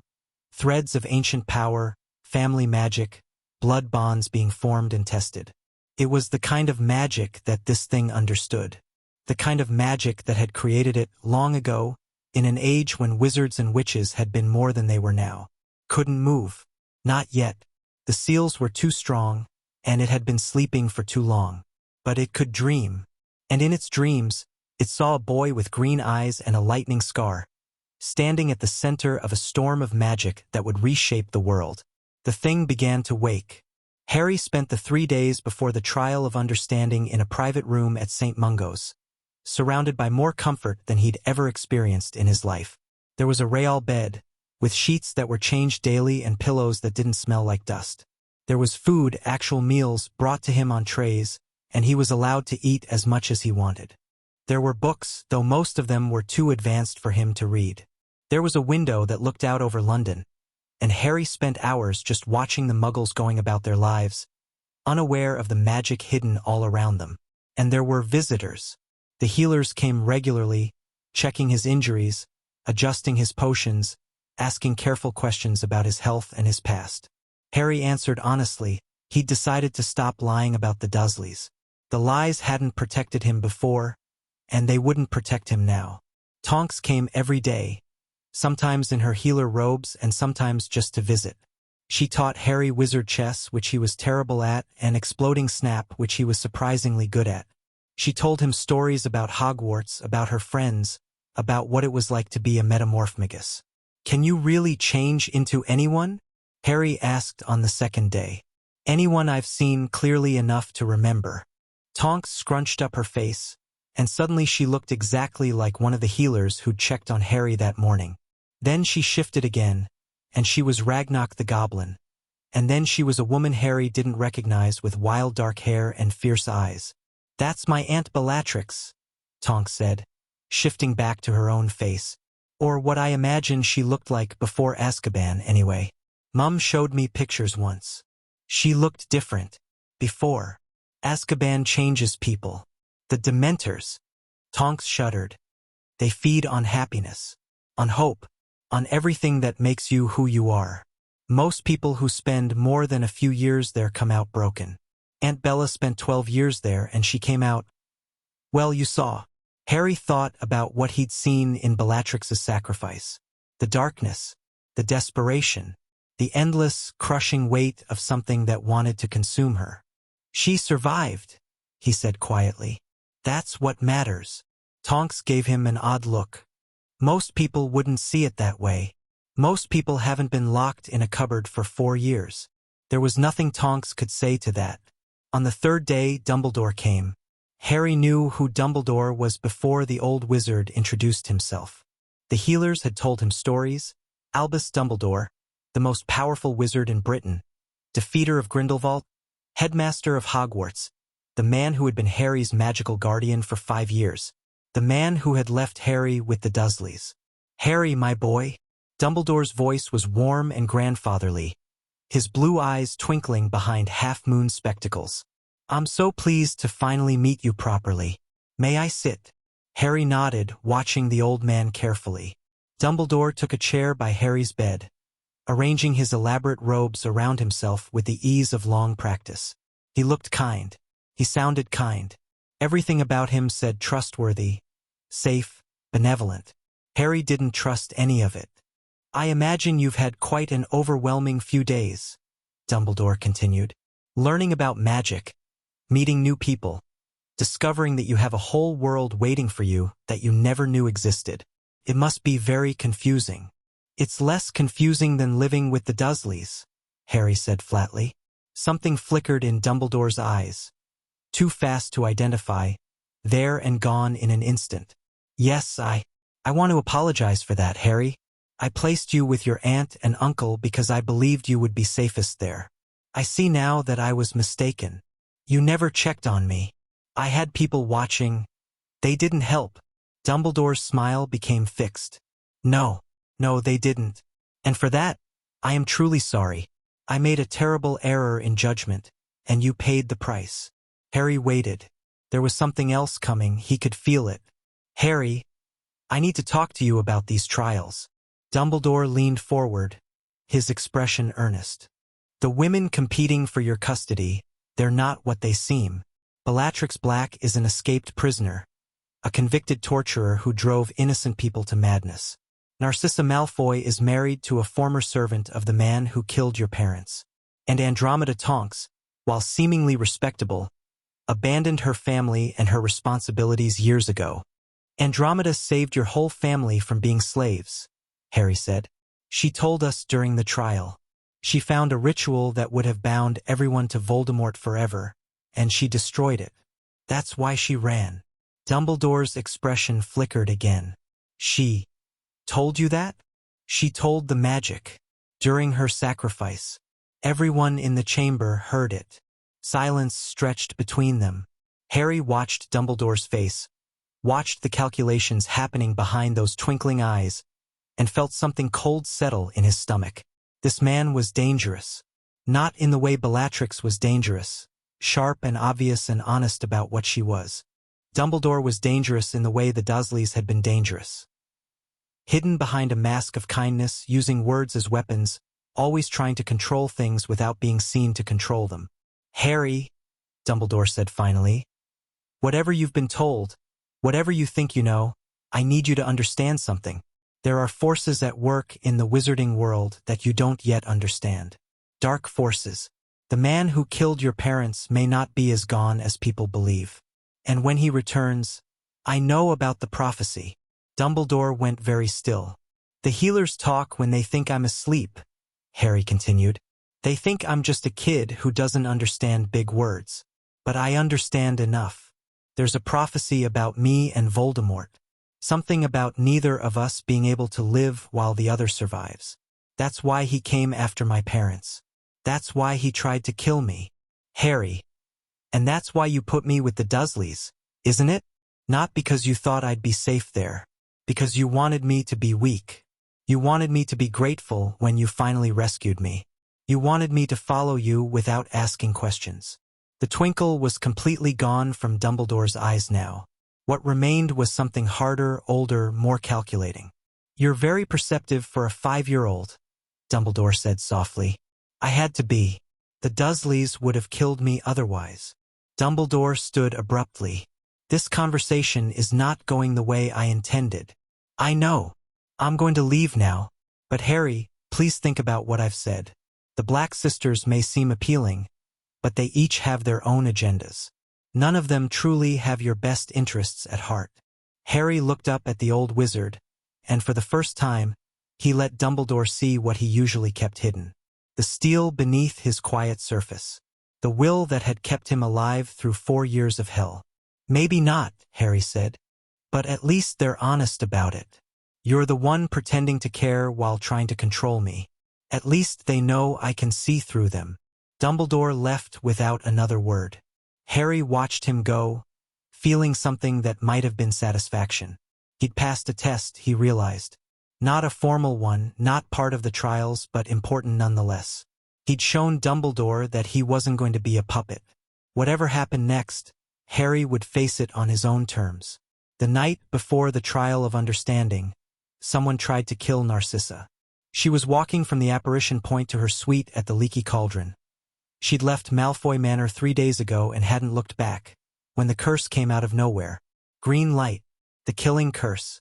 Narcissa threw herself sideways, years of dueling training taking over before her conscious mind could catch up. The curse passed close enough to singe her hair, and then she was rolling, wand in hand, shields coming up around her in layers. 3 figures emerged from the shadows. Black robes, silver masks, Death Eaters. Lucius sends his regards, the leader said, and Narcissa recognized the voice, Walden McNair, one of her husband's oldest friends, the ministry executioner who everyone knew enjoyed his work far too much. Lucius is a coward who sends others to do his killing, Narcissa replied, her voice steady despite the fear pounding in her chest. If he had any honor, he'd face me himself. Honor? McNair laughed. This isn't about honor, Narcissa. This is about consequences. You embarrassed him. Publicly. Now you're going to die publicly. And everyone will see what happens to wives who forget their place. 2 more killing curses came at her simultaneously. Narcissa blocked one with a conjured slab of marble, dodged the other, and launched her counterattack. A chain of hexes so fast her wand seemed to blur. One Death Eater went down screaming as his legs shattered beneath him. Another staggered back as his mask melted onto his face. But McNair was still standing, still casting, and 2 more figures were emerging from the darkness behind him. 5 against 1. The odds weren't good. Narcissa made a decision. Help! She screamed, her voice amplified by magic to carry across half of magical London. Death Eaters in Diagon Alley. Help! McNair snarled and raised his wand for another killing curse. A flash of black fire erupted between them, so hot that the cobblestones beneath it began to glow. Bellatrix Black stepped out of thin air, her face twisted with fury, both wands blazing. You dare! Her voice was barely human, rough with a rage that seemed to darken the air around her. You dare attack my sister? McNair hesitated. Just for a second. It was long enough. Bellatrix's first curse took his wand arm off at the elbow. Her second curse peeled the skin from his face in a single sheet. Her third curse. Harry would never know what her third curse would have done, because Aurors began apparating into the alley and Bellatrix had to stop casting to avoid hitting them. Within minutes, it was over, for Death Eaters were in custody. McNair was being rushed to St. Mungo's, though the healers were not optimistic about his chances. And Narcissa was sitting on a conjured chair, drinking conjured tea, trying to stop her hands from shaking. Bellatrix stood over her, still radiating violence, her dark eyes scanning the alley for threats. Thank you, Narcissa said quietly. Don't thank me yet. Bellatrix's voice was rough. This was Lucius. It had to be. Which means he's not going to stop. I know. You need protection. Real protection, not just wards. Someone with you at all times. I know that too. Bellatrix was quiet for a moment. Then, slowly, some of the violence drained out of her posture. We should talk to Andy. Figure out a rotation. Make sure none of us is ever alone until the trials are over. Narcissa looked up at her sister. This woman she'd spent 15 years hating and fearing and mourning, and felt something shift in her chest. Bella, why did you come? You're competing against me. If I died tonight, you'd have one less rival. Bellatrix's expression flickered through several emotions too fast to identify. Because you're my sister, she said finally. Because whatever else we are to each other, whatever the trials decide, that doesn't change. We're blood. We're family. And I will burn down anyone who tries to hurt my family. Narcissa's eyes were burning. Even after everything? After I didn't write, didn't visit, didn't try to get you out. Even after everything. Bellatrix's smile was small and crooked and impossibly sad. I'm not saying I forgive you. I'm not saying we're fine. But I'm saying you're my sister. And I'm not going to let some jumped-up executioner murder you in an alley. Narcissa reached up and took Bellatrix's hand. It was the first time they'd touched in 15 years. Word of the attack spread quickly. By morning, every newspaper in magical Britain was running the story. Death Eater attack on trial competitor. Malfoy connection suspected. And most salaciously, escaped prisoner Bellatrix Black saves sister's life. Andromeda read the headlines over breakfast with Ted and Dora, her face growing grimmer with each sentence. This changes things, she said finally. If Lucius is willing to use Death Eaters against Narcissa, he'll use them against all of us. Should we drop out? Ted asked. His voice was carefully neutral, but Andromeda knew him well enough to hear the fear underneath. We can't. The trial's been invoked. The magic won't let us withdraw now. Andromeda set down the paper. But we can protect ourselves. And each other. She stood, already reaching for her wand. Where are you going? Dora demanded. To meet with my sisters. We need to coordinate. Andromeda looked at her daughter, at the fear and determination warring on Dora's young face. This isn't just about Harry anymore, love. This is about survival. And the only way we survive is together. She apparat before Dora could argue. The meeting took place in the back room of a shop in Nocturne Alley. Bellatrix's choice, because she knew the owner and trusted him to be discreet. The three sisters sat around a battered wooden table, and for the first time in 15 years, they actually talked. Lucius won't stop, Narcissa said. Her voice was steady now, the fear of last night transmuted into cold anger. He sees this as a matter of pride. I humiliated him. He'll keep coming until I'm dead or he is. Then we make sure it's him. Bellatrix's voice was flat. I know people who owe me favors. I can have him dead by sunset if you give the word. No, Narcissa shook her head. If Lucius dies now, it'll look like retaliation for the attack. I'll be the prime suspect. I need him alive and imprisoned, not dead and making me a martyr. Then we need evidence. Andromeda leaned forward. Hard evidence connecting him to the attack. Something the Ministry can't ignore. McNair might talk, Bellatrix suggested. If there's enough of him left to talk. There wasn't. Narcissa's voice was dry. You were very thorough. He tried to kill you. I'm not complaining, just observing. A ghost of a smile crossed Bellatrix's face. Fair enough. They sat in silence for a moment. Three women who had been enemies and strangers and might be becoming something else. What about Harry? Andromeda asked finally. How do we protect him while all this is going on? He's still at St. Mungo's. The goblins have agreed to provide additional security during the trials. And Bellatrix hesitated. I've been watching him from a distance, when the healers aren't looking. Narcissa raised an eyebrow. You've been watching him? I needed to know who he is, what he's like. Bellatrix's voice softened. He reminds me of us, Sissy, when we were small before everything went wrong. The way he watches everyone, the way he calculates. He's a survivor like we were, like we are. He's 5 years old, Andromeda said. He shouldn't have to be a survivor, but he is, and pretending otherwise won't help him. Bellatrix met her sister's eyes. I want to win these trials. I want to raise Harry, to teach him, to give him everything we never had. But more than that, I want him to be safe. I want him to be happy. And if one of you can give him that better than I can." She took a breath. "Then maybe you should." It was quite possibly the most selfless thing Bellatrix Black had ever said. Narcissa and Andromeda stared at her in shock. "What?" Bellatrix demanded. "I'm not heartless. I've had time to think. A lot of time. And I realized that wanting something isn't the same as deserving it. I want Harry. But that doesn't mean I'm the best choice for him." "None of us might be," Andromeda said quietly. "Have you considered that? The trials might not have a winner. The magic might decide all three of us are unworthy. Then we deal with that if it happens." Narcissa's voice was firm. "For now, we focus on what we can control. We protect each other. We protect Harry. And we face the trial of understanding as the best versions of ourselves." Bellatrix nodded slowly. Andromeda nodded. For the first time in 15 years, the three Black sisters were united. It wouldn't last.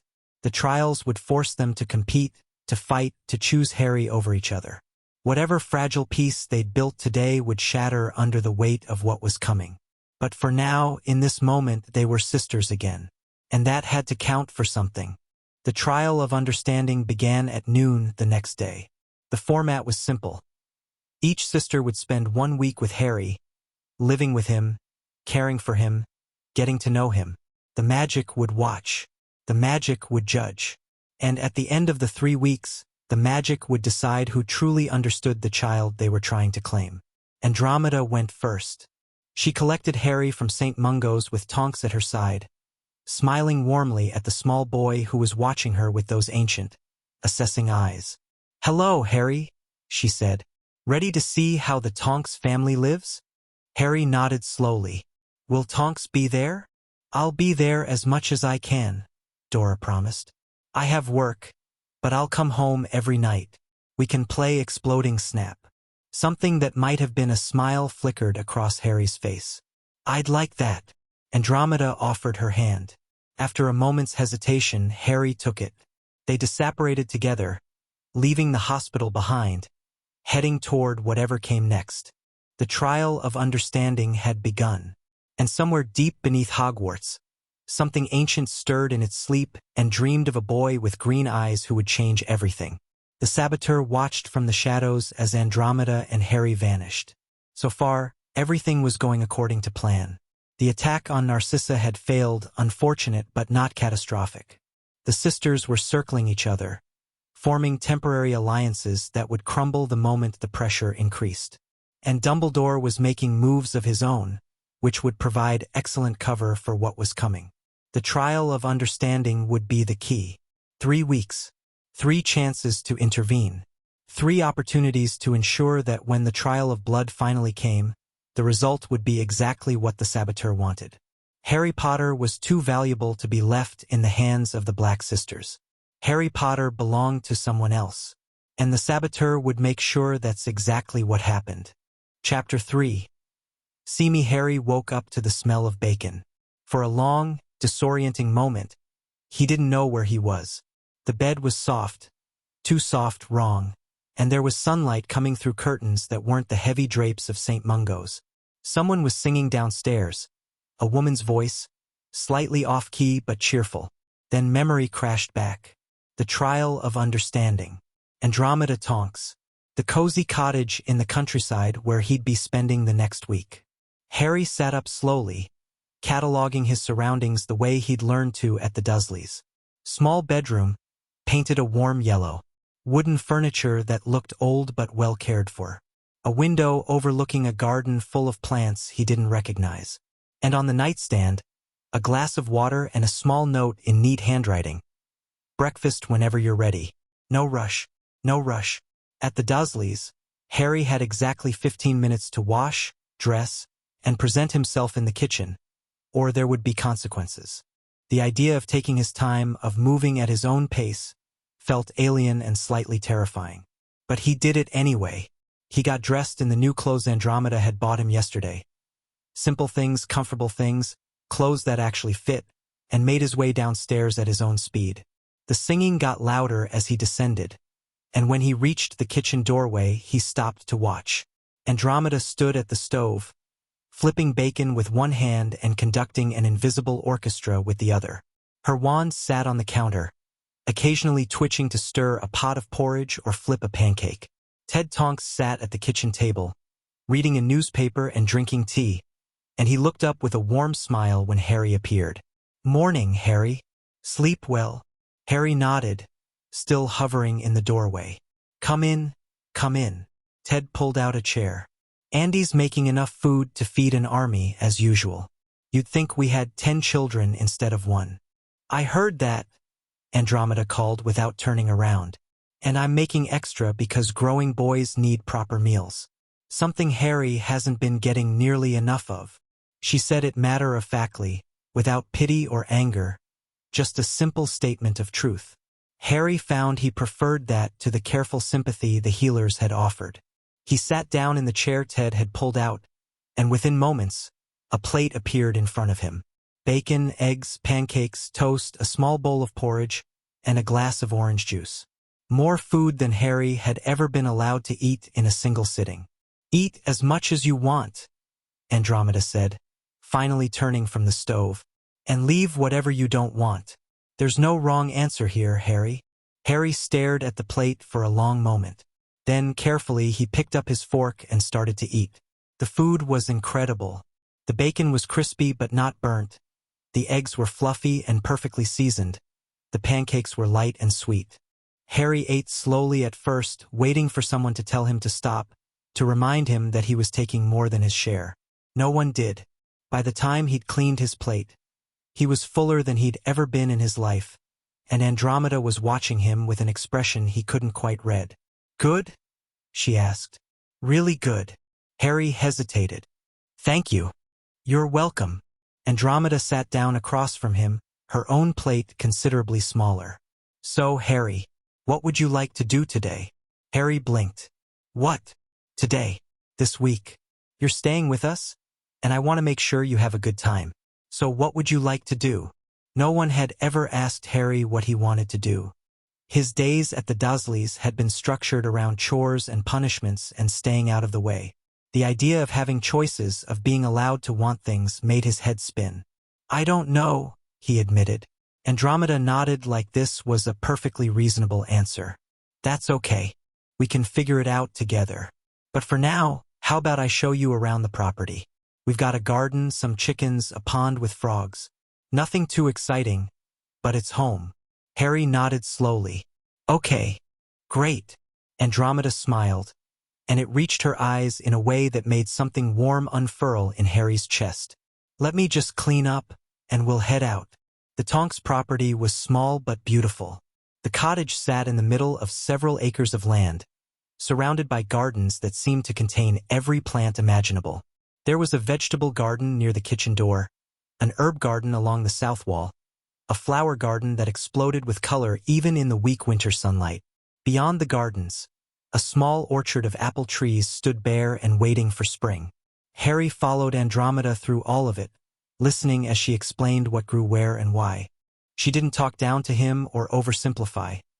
She spoke to him like an equal, like someone who was capable of understanding if given the chance. "Most of these plants have magical properties," she said, pointing to a section of the herb garden that seemed to shimmer slightly. "That's valerian for sleeping draughts, and that's wolfsbane for, well, for people who need it. Growing magical plants is tricky because they have opinions about things. The soil, the light, the moon phase. Get any of it wrong, and they'll sulk for weeks. Plants can sulk. Magical ones can." Andromeda grinned. "The roses are especially dramatic. If you don't compliment them at least once a week, they'll refuse to bloom." Harry thought about this. "That sounds exhausting." "It is, but it's also rewarding. There's something satisfying about growing things, about nurturing them from seeds into something beautiful and useful." Andromeda glanced at him sideways. "Have you ever grown anything, Harry? Aunt Petunia made me weed her garden sometimes, but I wasn't allowed to plant anything. Would you like to try? I have some seeds that would be perfect for a beginner. We could start them together, and you could take care of them during your week here." Harry considered the offer carefully. It felt like a test somehow, like Andromeda was trying to see something about him through his answer. But he couldn't figure out what the right response was supposed to be. "What kind of seeds?" he asked finally. "Moonflowers. They bloom at night and glow in the dark. Very pretty, and nearly impossible to kill." "Okay." Harry nodded. "I'd like that." Andromeda's smile widened. "Then let's get started." They spent the morning planting moonflower seeds in small pots, mixing soil with dragon dung fertilizer, which smelled exactly as bad as it sounded, and finding the perfect spot on the windowsill where the seeds would get enough light, but not too much. Harry discovered that he liked gardening. There was something peaceful about working with his hands, about following clear instructions and seeing immediate results. Andromeda guided him through each step patiently, correcting his mistakes without criticism, praising his successes without overdoing it. By lunch, Harry had 6 small pots of moonflower seeds lined up on the kitchen windowsill, and he'd smiled more times than he could count. "You're a natural," Andromeda said, washing dirt from her hands at the kitchen sink. "The plants liked you." "Plants can like people?" "Magical ones can. They sense your intentions. If you approach them with care and respect, they respond positively. If you approach them with anger or carelessness," she shrugged, "well, some plants will literally bite you. That seems dangerous." "It is. That's why herbology is a required subject at Hogwarts. You have to learn which plants to approach and which to leave alone." Andromeda dried her hands and turned to face him. "Speaking of Hogwarts, you'll be going there in about 6 years. Do you know anything about it?" Harry shook his head. "It's a school for witches and wizards. You live there during the school year, learn magic, make friends. When you're 11, you'll get a letter inviting you to attend." Andromeda sat down across from him. "But there's something else you should know. Something the headmaster probably hasn't told you." Harry went still. "What?" "Hogwarts has a sorting ceremony. When you arrive, you're sorted into one of 4 houses: Gryffindor, Slytherin, Ravenclaw, or Hufflepuff. Each house has different values, different traditions. And," she hesitated, "people have strong opinions about the houses, especially Slytherin." "Why?" "Because Slytherin values ambition and cunning, and those traits have been weaponized by certain people. The Dark Lord was a Slytherin, so were most of his followers. So there's a prejudice against that house, an assumption that anyone sorted there is dark or evil or untrustworthy." Harry thought about this. "But that's not true, right? A house can't make you evil." Andromeda's expression flickered. "No, can't. But a lot of people believe otherwise. And," she took a breath, "Harry, if one of us wins the trials and adopts you, there's a good chance you'll end up in Slytherin. The Black family magic tends to influence the sorting. And I want you to know, before we go any further, that there's nothing wrong with that. Nothing shameful or dark. It's just another path." "Did you think there was something wrong with it? When you were young?" The question seemed to catch Andromeda off guard. She was quiet for a long moment, staring at the table. "Yes," she admitted finally. "I did. I was sorted into Slytherin, and I hated it. I hated being associated with my family, with their politics, with everything they stood for. I thought being a Slytherin meant being like them. But it doesn't. No. Took me a long time to understand that, but no. Being a Slytherin means being ambitious, being resourceful, being willing to do what's necessary to achieve your goals. Those aren't evil traits. They're just traits. What matters is what you use them for." Harry nodded slowly. Okay, I understand. Houses don't make you good or evil. Choices do." He met Andromeda's eyes. "That's what you're trying to tell me, right?" Andromeda stared at him for a long moment. Then she laughed, soft and wondering. "You know, sometimes I forget you're only 5. "I know," Harry said. "Everyone does." The rest of the week followed a similar pattern. Mornings were for practical things: gardening, cooking, cleaning, the ordinary tasks of running a household. Andromeda included Harry in everything, teaching him skills she said every person should have regardless of magic or money. How to fry an egg, how to fold laundry, how to sweep a floor without missing the corners. At the Dursleys, chores had been punishment. Here they were just life. Andromeda worked alongside him, chatting about nothing in particular, making him feel like a participant rather than a servant.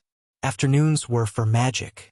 Andromeda didn't teach Harry spells. He was too young for that, she said, and his magic was too unstable. But she taught him about magic, about its history and theory, and the countless ways it intersected with everyday life. Magic is like a muscle, she explained on the third day, sitting with Harry in the garden, while early evening light turned everything golden. The more you use it, the stronger it gets. But if you use it wrong, you can hurt yourself. That's why we go to school, to learn how to use it safely. My magic hurts people, Harry said quietly. Sometimes, without me meaning it to. That's accidental magic. It happens to everyone before they learn control. Andromeda paused. What kind of accidents have you had?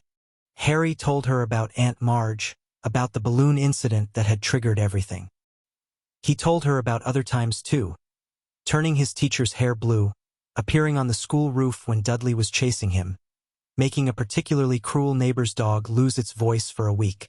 Andromeda listened without interrupting, without judging, without that look of horror the healers had given him when he described the same events. Your magic was protecting you, she said when he finished. That's not a bad thing, Harry. It means your core instincts are healthy. You were in danger, and your magic responded to keep you safe. But I couldn't control it. No, and you won't be able to, not fully, until you're older. But you can start learning now.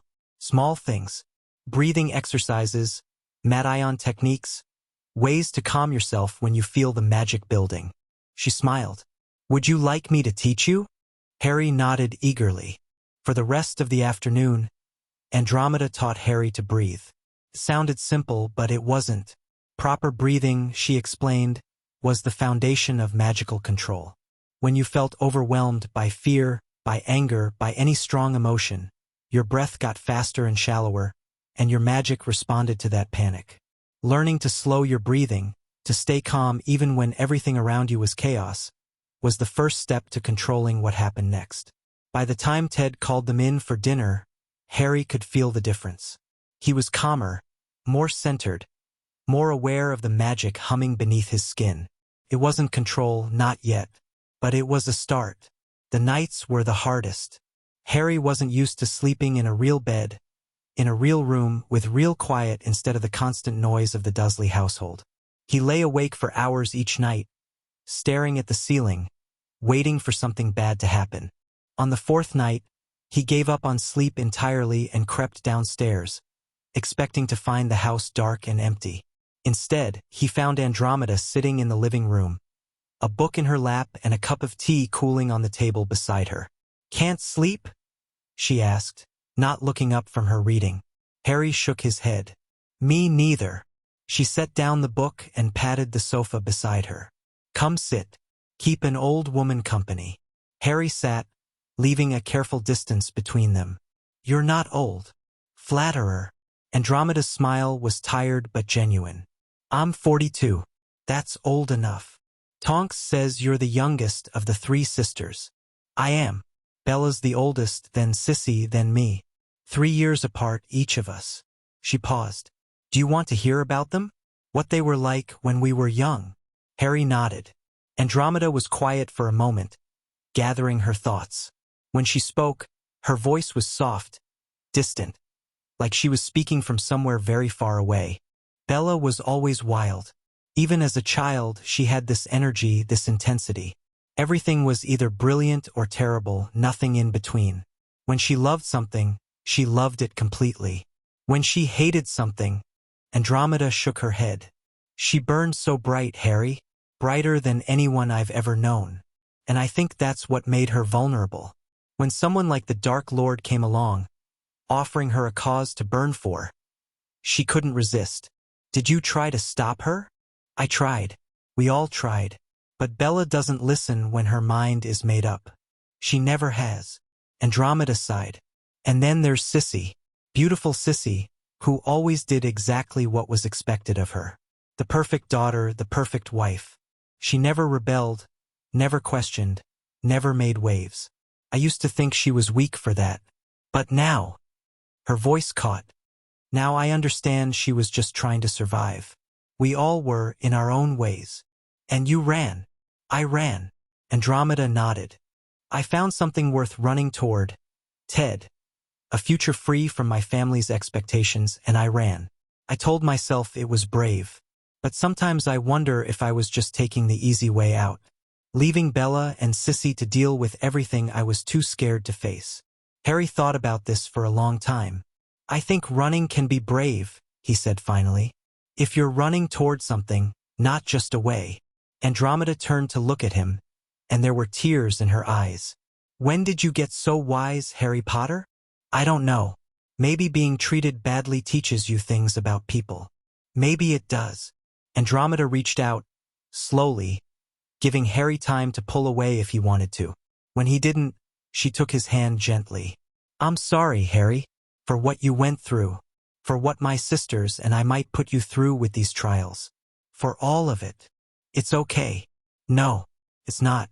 But I promise you, whatever happens, I will never stop trying to make it better. Whether I win the trials or not. Whether you choose me or not. You matter, Harry. Not because of prophecies or politics or what you can do for anyone. You matter because you're you. Harry didn't know what to say to that. No one had ever told him he mattered before. Not like this, not like it was a simple fact rather than something he had to earn. So he just squeezed Andromeda's hand and sat with her in the quiet living room, watching the fire burn low, feeling something he'd never felt before. Safe. The week with Andromeda ended too soon. Harry woke on the 7th morning to find his moonflower seedlings poking up through the soil, tiny green shoots reaching toward the light. They'd grown faster than Andromeda had expected, she said, which meant Harry's magic was nurturing them even without conscious effort. That's rare, she told him, kneeling beside the windowsill to examine the shoots.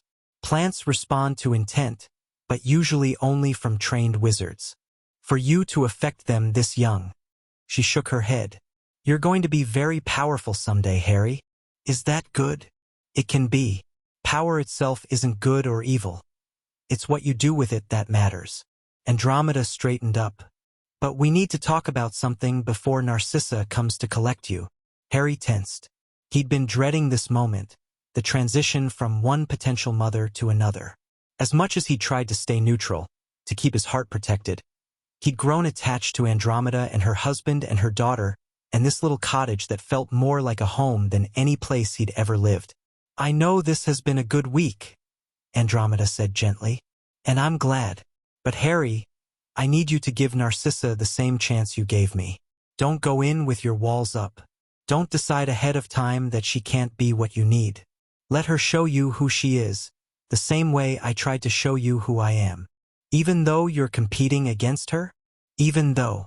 Andromeda smiled. This isn't about winning, Harry. Not really. This is about finding you the best possible home. And if that home is with Narcissa or even with Bella, I can accept that, as long as you're happy and safe. Harry studied her face, looking for the lie, the angle, the hidden agenda. He didn't find one. Okay, he said. I'll try. That's all anyone can ask. Narcissa arrived precisely at noon, dressed in elegant robes of deep blue that made her look like she'd stepped out of a painting.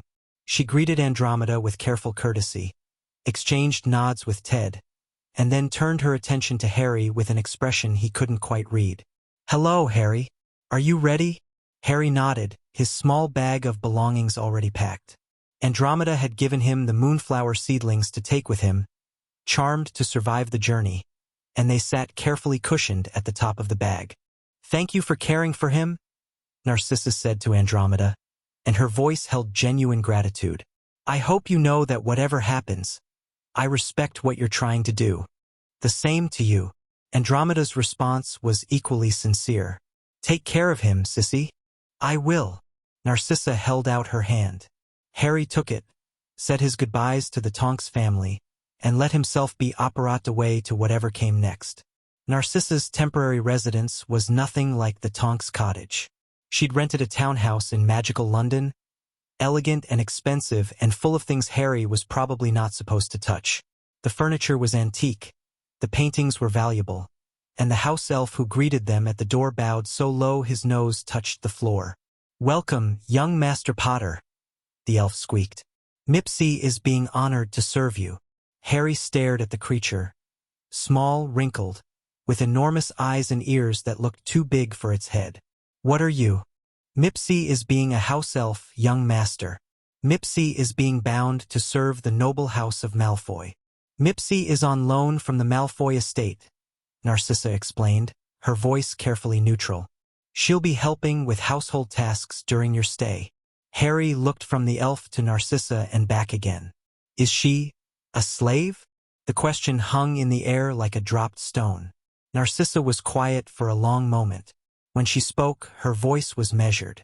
"House elf bonds are complicated, Harry. Mipsy is bound to serve, yes, but it's a magical bond, not a chain. She could break it if she truly wanted to. But she doesn't want to? Mipsy is being happy to serve," the elf piped up. "Mipsy is being proud of her work. Good house elves is being wanting to serve good families." Harry didn't look convinced, but he let the matter drop. There would be time to understand house elves later. For now, he needed to focus on understanding Narcissa. The first day with Narcissa was uncomfortable. Not because Narcissa was cruel or cold. She wasn't. She was perfectly polite, perfectly attentive, perfectly everything. And that was the problem. Harry couldn't get a read on her. Every smile seemed calculated. Every word seemed chosen. Every gesture seemed designed to project a specific image. He didn't trust it. Dinner that night was elaborate. Multiple courses served on fine china by the bowing house elf. Food that was delicious but unfamiliar. Conversation that felt more like an interview than a chat. Narcissa asked about his week with Andromeda, about his interests, about his hopes for the future, and Harry answered as honestly as he could while keeping his guard firmly up. "You don't trust me," Narcissa said suddenly, somewhere between the fish course and the roast. Harry froze, his fork halfway to his mouth. "It's all right," Narcissa continued. Her voice was softer now, less polished. "I don't blame you. I wouldn't trust me either in your position. I look like exactly the kind of person who would use a child for political gain." "Do you want to use me for political gain?" "I want to adopt you because you need a family and I need to get my son away from his father. Those are my honest motivations." Narcissa set down her own fork. "But you're right to be suspicious. I've spent my entire adult life playing political games. I'm very good at presenting the face people expect to see. And I understand why that makes it hard for you to know if this," she gestured between them, "is real." Harry studied her face. She looked tired, he realized. Tired and sad and a little bit lost beneath all the elegance and poise. "How do I know you're not just saying what I want to hear?" "You don't." Narcissa's smile was rueful. "That's the problem with trust, Harry. You can never really know. You just have to decide at some point whether someone is worth the risk." "That's a terrible answer." "I know, but it's the only honest one I have." They sat in silence for a moment, the elaborate dinner growing cold between them. "Tell me something true," Harry said finally. "Something you've never told anyone. Something that would hurt you if it got out." Narcissa's eyes widened. "That's quite a request. You want me to trust you. Give me a reason to." For a long moment, Narcissa didn't move. Harry could see her weighing options, calculating risks, doing whatever mental arithmetic people like her did before revealing anything real. Then she took a breath. "I hate my husband," she said quietly. "I've hated him for years. Not because of his politics or his cruelty, though those are bad enough. I hate him because he reminds me of my father." Harry waited. "My father used to hit my mother. Not often and never where it would show, but enough that we all knew. We learned to read his moods, to avoid him when he was in certain states, to make ourselves small and invisible when the anger came. It was just normal. How families worked." Narcissa's hands had curled into fists on the tablecloth. "When I married Lucius, I thought I was escaping that. He was charming, sophisticated, nothing like my father's rough edges. But over time, I started seeing the same patterns, the same need for control, the same contempt for weakness, the same cold fury when things didn't go his way. She looked up, meeting Harry's eyes. He hasn't hit Draco. Not yet. But he will. I know he will. And I refuse to let my son grow up the way I did. Walking on eggshells. Learning to disappear when the anger comes. That's why you want to adopt me, Harry said slowly. To get away from him. It's part of why. A big part. Narcissa nodded. But it's not the only reason, Harry. I saw you in that alley, bleeding and broken and apologizing for getting blood on my boots, and something in my chest broke. You reminded me of myself at that age. Small and scared and convinced that everything bad that happened was somehow your fault. Everything bad wasn't your fault? No, it wasn't yours either. Narcissa's voice cracked slightly. The adults who were supposed to protect us failed, Harry. Your aunt and uncle, my parents, all of them. They failed us. And none of what happened was because of anything we did wrong. Harry thought about this for a long time. Outside, the winter darkness pressed against the windows. Inside, the fire crackled and popped and filled the room with warmth. Okay, he said finally. Okay, I believe you. About hating your husband. About wanting to protect Draco. About. He struggled to find the right words. About understanding what it was like. Narcissa's eyes were very bright. Thank you, Harry. Don't thank me yet. I still don't know if you're the right person to be my family. But at least now I believe you're trying. That's fair. Narcissa smiled, and this time it reached her eyes. More than fair, actually. I haven't exactly earned the benefit of the doubt. No, but you're starting to. The rest of the week with Narcissa was different from the week with Andromeda. Where Andromeda had taught Harry practical skills and magical theory, Narcissa taught him something else entirely. How to navigate high society. It wasn't about which fork to use at dinner or how to address different ranks of nobility, though Narcissa covered those too. It was about reading people, understanding their motivations, recognizing when someone was lying, and more importantly, why they were lying and what they hoped to gain from it. Everyone wants something, Narcissa explained on the third day, as they walked through a magical market that sold everything from enchanted jewelry to bottled dreams. The trick is figuring out what, and then deciding whether you want to help them get it. What if you don't know what someone wants? Then you watch. You listen. You pay attention to the small things, where their eyes go when they think no one's looking, how they react when certain topics come up, what makes them tense and what makes them relax. Narcissa paused in front of a stall selling charmed mirrors. Here, let's practice. Tell me what the vendor wants. Harry studied the man behind the stall. Middle-aged, slightly overweight, with nervous eyes that kept darting to a woman 2 stalls down. A woman who was very carefully not looking at him. He wants to impress the woman selling the scarves, Harry said. He keeps looking at her, and he's standing straighter than he needs to, like he's trying to seem taller. Narcissa's eyebrows rose. And what does that tell you about how to negotiate with him? Harry thought about it. He's distracted, so he might give a better price than usual if someone bargains with him, because he's not paying full attention. Exactly. Narcissa's smile was proud. You have good instincts, Harry. Better than most adults I know. I had to. At the Dursleys, knowing what people wanted was the only way to stay safe. Narcissa's smile faded. I'm sorry you had to learn that way. It's okay. At least I learned something useful. On the 5th night, someone tried to kill Harry. He was asleep when it happened, or trying to sleep. Anyway, his mind still working through everything he'd experienced over the past 2 weeks. The attack came through the window. A curse that shattered the glass and streaked toward his bed like a bolt of black lightning.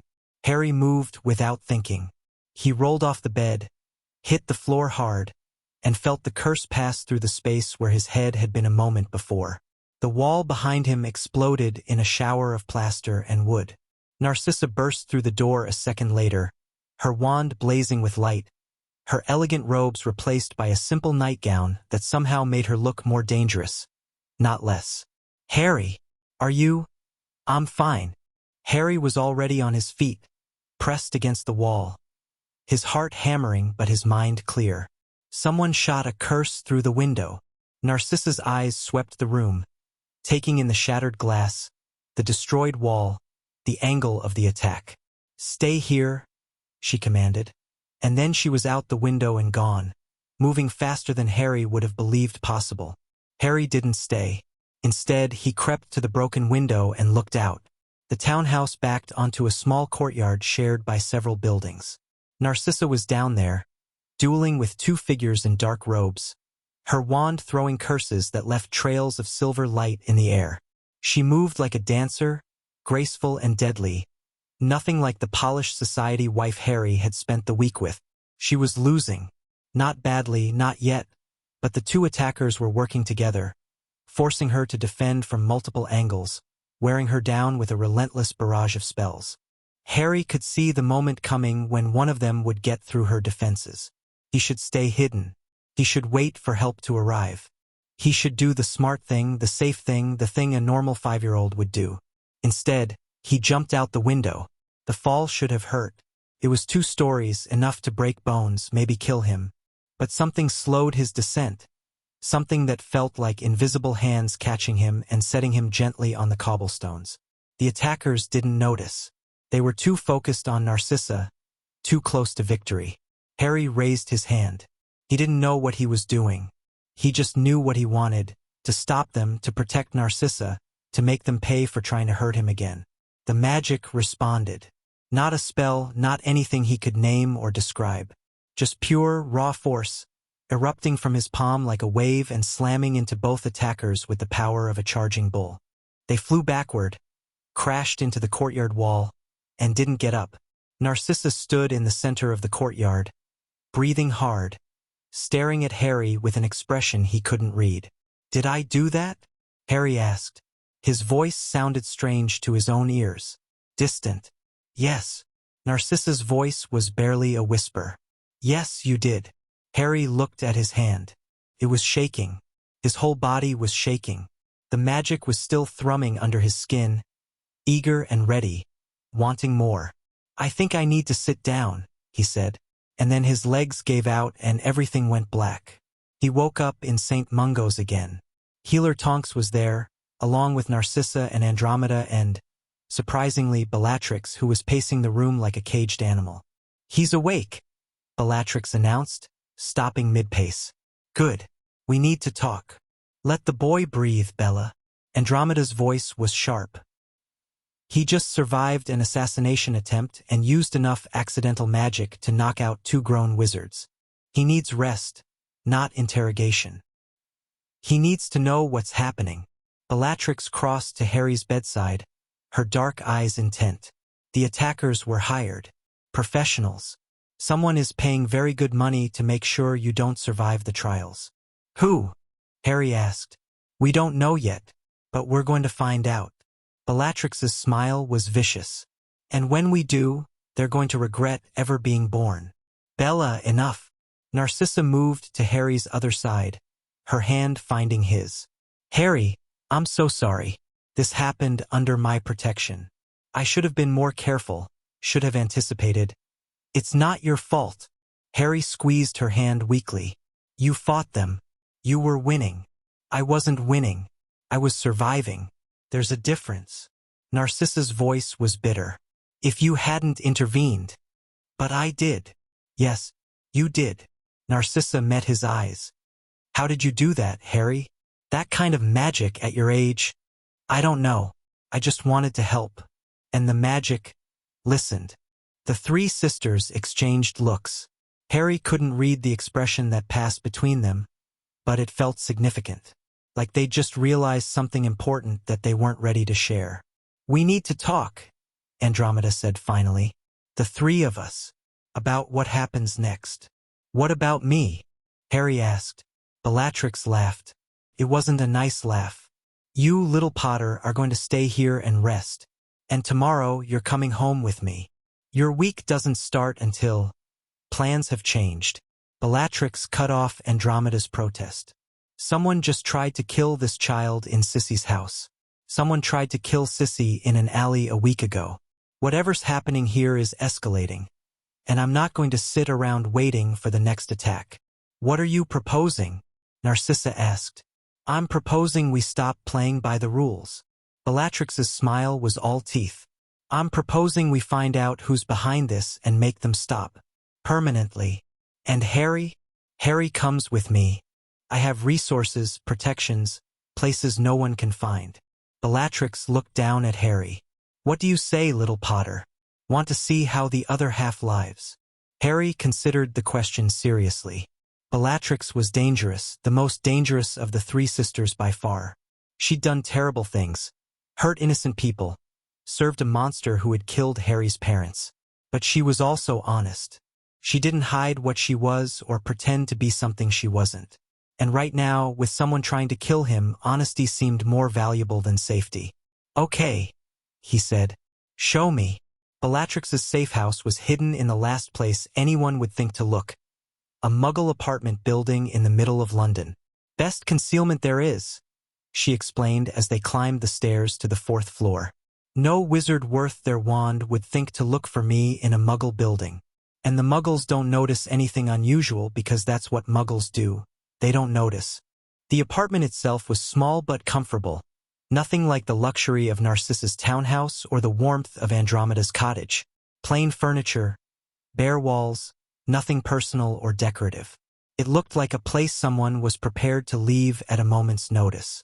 This is home, Bellatrix said, dropping onto a worn sofa. For now, anyway. I move every few weeks. Keeps the Aurors guessing. Harry looked around, cataloging exits and hiding spots automatically. It's safe. As safe as anywhere can be. I've warded it myself. Blood wards, intent wards, a few nasty surprises for anyone who tries to break in uninvited. Bellatrix smiled darkly.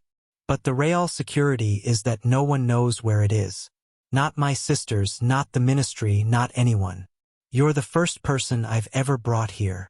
Why me? Because you need protection. Real protection, not the kind Sissy was offering. Bellatrix leaned forward, her elbows on her knees. Whoever's trying to kill you, they're serious. They've made 2 attempts in 2 weeks. They're not going to stop. Do you know who it is? I have suspicions. Bellatrix's voice went cold. The first attack was Death Eaters. McNair's people. That points to Lucius, wanting revenge on Sissy for embarrassing him. But this second attack. She shook her head. These weren't Death Eaters. These were professionals. Hired wands. No political affiliation. No loyalty to anyone except their paycheck. Someone else is involved. Someone else is involved, Bellatrix confirmed. Someone with resources and a reason to want you dead that has nothing to do with the Malfoy family drama. Harry thought about this. The old man, Dumbledore. He came to see me at St. Mungo's. He wanted me to trust him, to go with him. When I said no, Bellatrix went very still. What exactly did he say?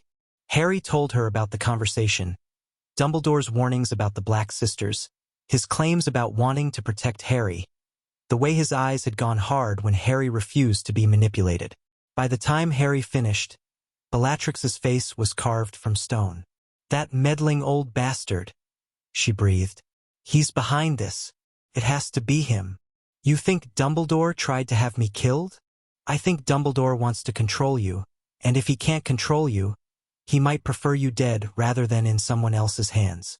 Bellatrix stood abruptly, pacing the small apartment. Think about it.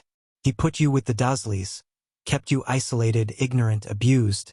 He wanted you broken so you'd be grateful when he finally rescued you. But you escaped before he could play savior. You ended up in the middle of these trials, bonding with people who might actually care about you, learning things he never wanted you to know. So he's trying to kill me to keep me from being adopted? Or to create a crisis that forces the trials to be suspended? Or to make one of us look responsible so we're disqualified? Bellatrix's pacing grew faster. Dumbledore plays long games. He's been manipulating the wizarding world for decades. He doesn't just want you dead. He wants the outcome that gives him the most control. Harry absorbed this information slowly. It was a lot to process. The idea that the most respected wizard in Britain might be trying to kill him, might have been planning to manipulate him since before he was born. "What do we do?" he asked finally. Bellatrix stopped pacing and looked at him. Really looked, like she was seeing him for the first time. "We survive," she said. "We find proof. And when we're ready, we burn his whole game down." The week with Bellatrix was nothing like the weeks with her sisters. There was no gardening, no society lessons, no gentle conversations about trust and family. Instead, there was training. "You've got power," Bellatrix told him on the first morning. "More power than any 5-year-old has a right to. But power without control is just a loaded wand pointed at your own face. You need to learn to aim." She couldn't teach him spells. He was too young for wand magic, and his core wasn't developed enough to handle focused casting. But she could teach him to feel his magic, to recognize when it was building, to direct it rather than letting it explode in random directions. "Close your eyes," she instructed, sitting across from him in the middle of the empty apartment. "Find your magic.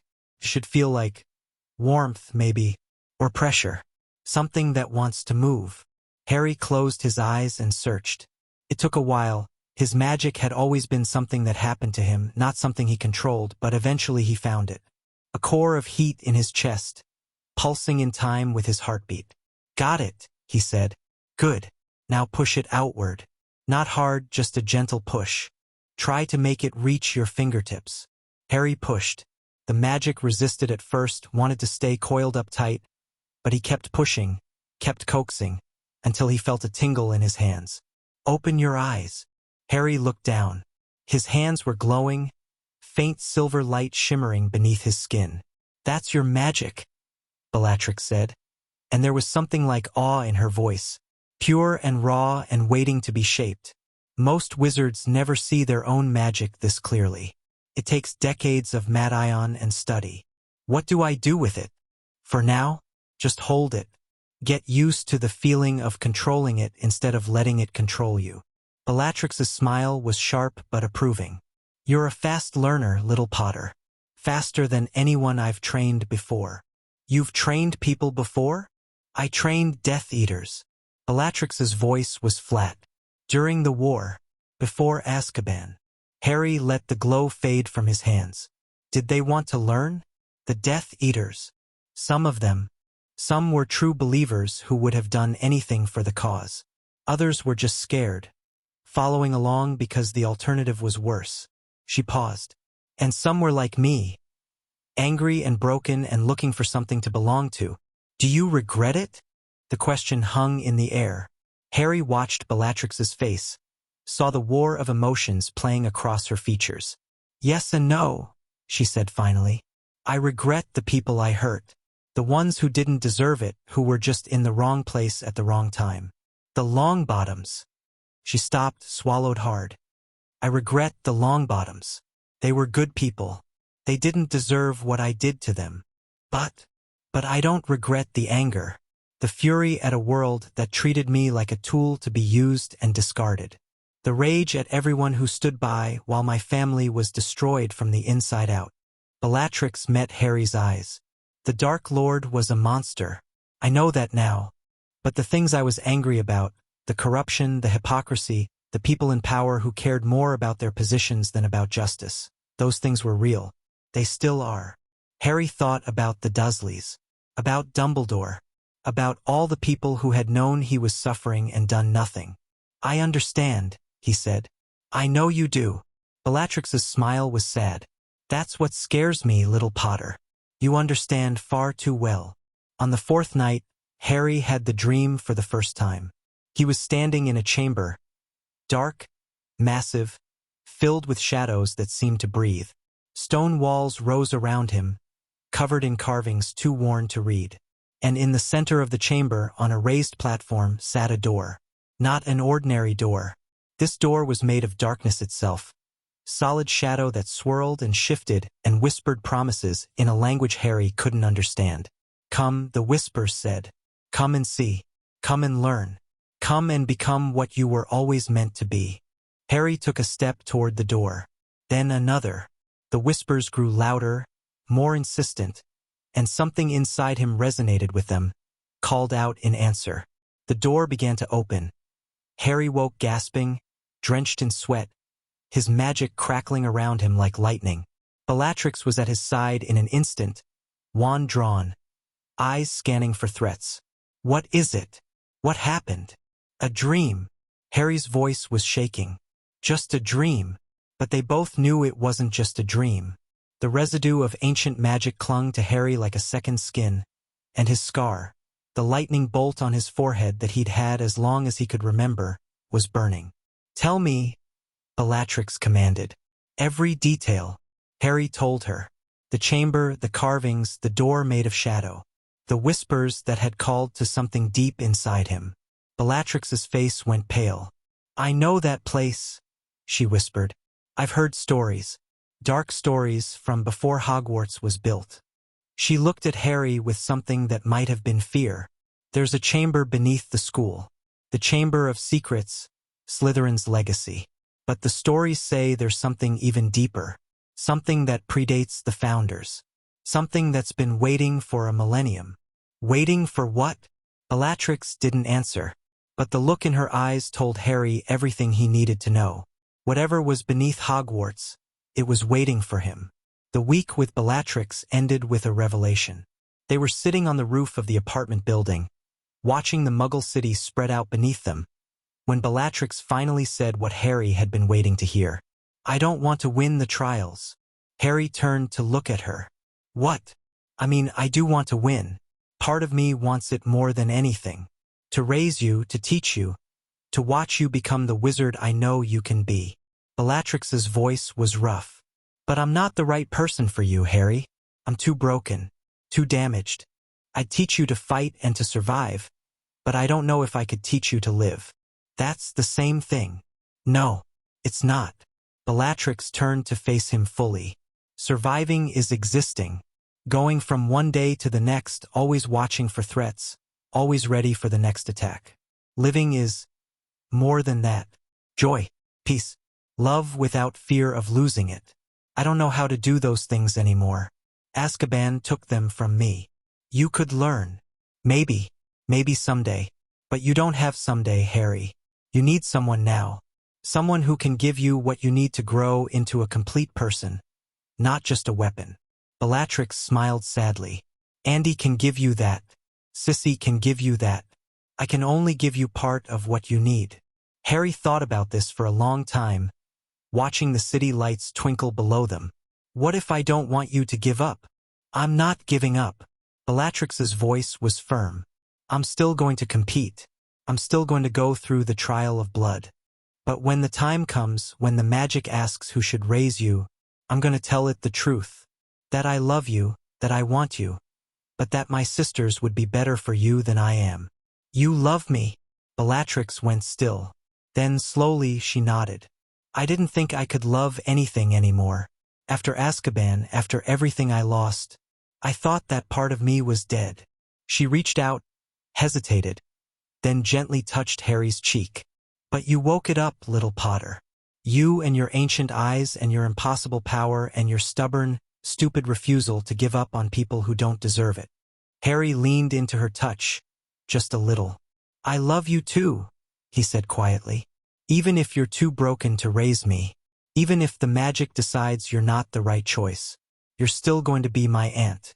You're still going to be family. Bellatrix's eyes were very bright. Promise. Promise. They sat together in silence as the city glittered below them. Two broken people finding something whole in each other. The trial of understanding ended the next morning.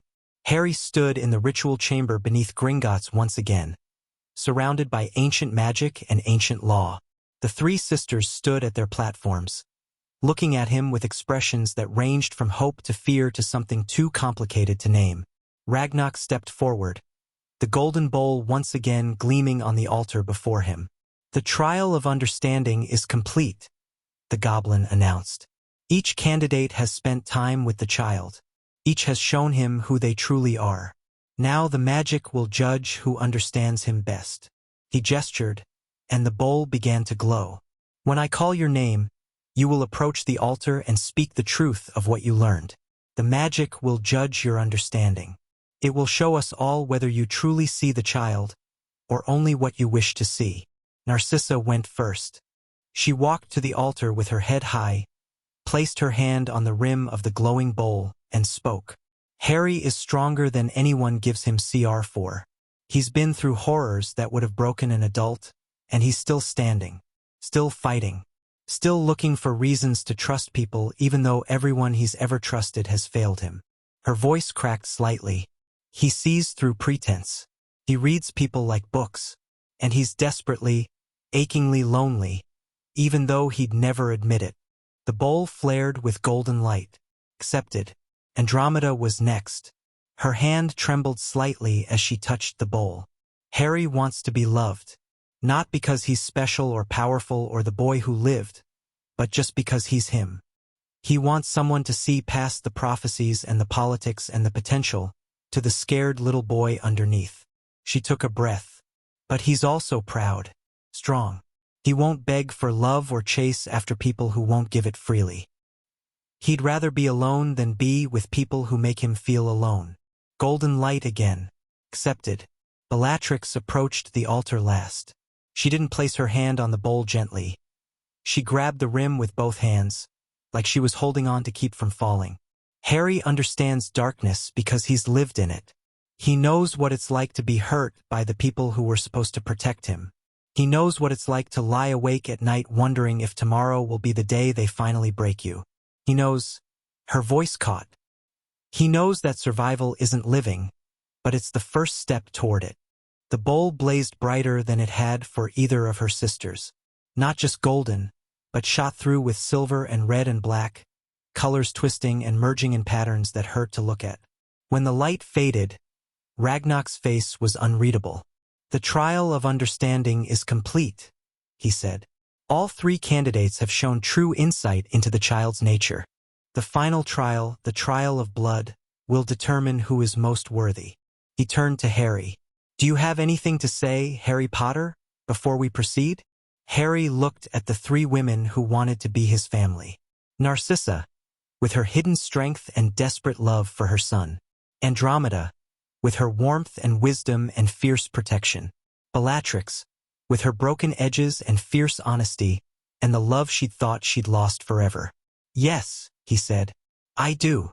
He stepped forward, into the center of the ritual circle, and the ancient magic thrummed around him like a second heartbeat. I don't want you to compete against each other anymore. The sisters stared at him. I've watched you this week. All of you. I've seen you save each other's lives and share secrets you've kept for decades, and start to become sisters again instead of rivals. Harry's voice was steady, even though his heart was racing. You don't need to fight over me. You need to fight for each other. Ragnar's eyes narrowed. The trials require a judgment of worthiness, Harry interrupted. They don't require the candidates to destroy each other in the process. He looked at the goblin directly. I've read about the old laws. My magic helped me find the books in St. Mungo's library. And I know there's a provision for cases where the child wishes to be claimed by multiple candidates as a group rather than individually. Silence fell over the chamber. He's right, Andromeda whispered. The conjoined claim. I'd forgotten it existed.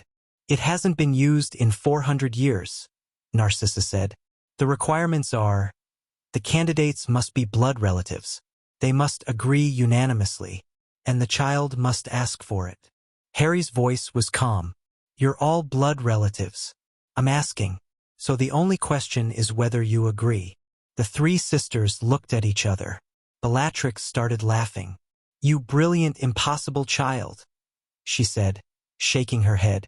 You found a way to get all three of us.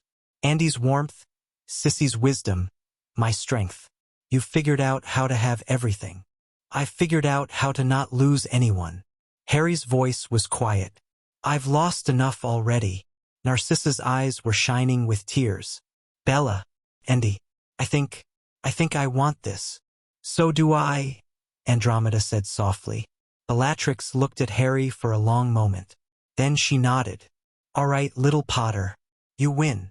Her smile was fierce and proud and full of something that looked like hope. Let's be a family. Ragnar cleared his throat. The conjoined claim has been requested. The trial of blood will proceed under modified rules. Instead of judging individual worthiness, the magic will judge whether the three of you together are worthy of raising this child. He paused. Be warned. The trial of blood is more dangerous for a conjoined claim. The magic will test your bonds as sisters as well as your bonds to the child. If those bonds are weak, if there is unresolved conflict between you, the trial may destroy you rather than accept you. We understand, Narcissa said. We're ready, Andromeda added.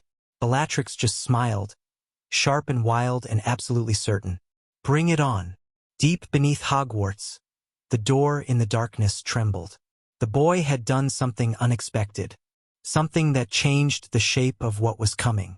The magic of the trials was shifting, transforming, becoming something older and stranger than it had been in centuries. The thing behind the door pressed against its chains and smiled. Soon it whispered to itself. Very soon now, the heir is coming. And when he does, the whispers faded into silence, but the darkness remained. Waiting, always waiting. Chapter 4. When magic judges, the trial of blood began at midnight on the winter solstice. Harry stood at the center of the ritual chamber, feeling the ancient magic pressing against his skin like a living thing. The three sisters had taken their positions around him. Narcissa to his left, Andromeda to his right, Bellatrix directly ahead, forming a triangle with Harry at its heart. Ragnarok had warned them what to expect. The trial of blood wasn't a test they could study for or a challenge they could strategize around. It was a judgment, pure and simple. The Black family magic would reach into their souls and decide whether they were worthy of claiming Harry as their own. The conjoined claim changes everything, the goblin had said, his ancient eyes gleaming in the torchlight. Instead of judging you separately, the magic will judge you together. Your bonds to each other, your bonds to the child, the family you could become if you were allowed to try. If the magic finds you worthy, you will all be bound to Harry as his mother's. If it finds you unworthy, he hadn't finished the sentence. He hadn't needed to. Now, standing in the chamber with the weight of centuries pressing down on him, Harry understood why Ragnarok had been so reluctant to elaborate. This wasn't just magic. This was something older, something that predated wands and spells and everything Harry had learned about the wizarding world. This was blood calling to blood. Are you ready? Narcissa asked softly. Her voice barely carried across the few feet between them. Harry nodded. He didn't trust his voice. Ragnarok raised his gnarled hands, and the golden bowl on the altar began to sing. Not a sound that could be heard with ears. Harry felt it rather than heard it, a vibration that started in his chest and spread outward until his whole body was humming in sympathy. The sisters must have felt it too, because they all straightened at the same moment, their faces going taut with concentration. By the blood of your ancestors, Ragnarok intoned, by the magic of your line, by the bonds you forge and the bonds you break, let the trial begin. The world went white. Harry opened his eyes in a place that wasn't the ritual chamber. He was standing in a garden, or what had once been a garden. The plants were dead now, brown and withered, and the fountain at the center had run dry. A house loomed behind him, massive and dark, its windows like empty eyes staring down at nothing. Where are we? Narcissa's voice came from somewhere to his left. Harry turned and found her standing a few feet away, looking around with an expression of dawning horror. Grimmauld Place, Andromeda said. She appeared from behind a dead rosebush, her face pale. The ancestral home of the House of Black. But Grimmauld Place is in London. Bellatrix materialized last, stepping out of shadow like she'd been born from it. This is how it looked when we were children. Harry studied the garden more closely. Now that he knew what to look for, he could see traces of its former glory, the shape of flower beds beneath the dead plants, the elegant design of the fountain, the careful arrangement of paths and hedges. The magic brought us here, he said slowly, to your past. It wants to show us something, or test us with it. Bellatrix's voice was grim. The trial of blood doesn't just judge who we are now. It judges who we've been. Every choice, every mistake, every moment that made us into the people we are today. As if in response to her words, the garden began to change. The dead plants stayed dead, but now there were people among them. Figures that shimmered like heat mirages, translucent but recognizable. Harry saw children running between the hedges, heard laughter that seemed to come from very far away. 3 girls, he realized. One dark-haired and wild, one blonde and careful, one auburn and thoughtful. Bellatrix, Narcissa, Andromeda, as children. "Oh gods," Narcissa whispered. "I remember this day." The shimmering figures solidified. The 3 girls, maybe 8, 6, and 4 years old, were playing some kind of game that involved chasing each other through the garden, shrieking with delight. Then a voice cracked across the garden like a whip. "Bellatrix, Narcissa, Andromeda, inside. Now." The children froze. The joy drained from their faces, replaced by something Harry recognized all too well: fear. A woman appeared on the back steps of the house. Tall, elegant, with dark hair pulled back severely and a face that might have been beautiful if it weren't twisted with cold fury. "Your mother," Harry said. It wasn't a question. "Druella Black," Andromeda confirmed, her voice barely audible. "Nay, Rosier." The memory children hurried toward the house, their laughter silenced. The woman, Druella, watched them come with eyes that evaluated and found wanting. "You were making noise," she said as they reached her. The neighbors could hear. "What have I told you about drawing attention?" "We're sorry, Mother," the oldest child, Bellatrix, said. Her voice was steady, but Harry could see her hands trembling at her sides. "Sorry doesn't undo damage." Druella's hand shot out, faster than Harry could follow, and cracked across young Bellatrix's face. "You are daughters of the most ancient and noble house of Black. You do not behave like common children. You do not play. You do not make noise. You do not embarrass this family." Harry felt something hot and sharp building in his chest. The magic around him responded, crackling with barely contained fury. "Easy," the adult Bellatrix murmured, appearing at his side. Her voice was rough. "It's just a memory. It's already happened. There's nothing we can do." "She hit you. She hit all of us. Often." Bellatrix's laugh was bitter. "This wasn't even the worst of it. This was just Tuesday." The memory shifted. The same garden, but later, years later, maybe. The children were older now, teenagers on the verge of adulthood. And they were arguing. "You can't be serious." Teenage Andromeda's voice was sharp with disbelief. "Bella, you can't actually be considering joining him." "Why not?" Teenage Bellatrix looked different from her younger self. Harder, angrier, with something wild and dangerous in her eyes. "He's the only one offering to change things. The only one who sees that the world is broken and wants to fix it. He's a murderer. He's a revolutionary." Bellatrix's voice dropped to a hiss. "He understands what our parents never did.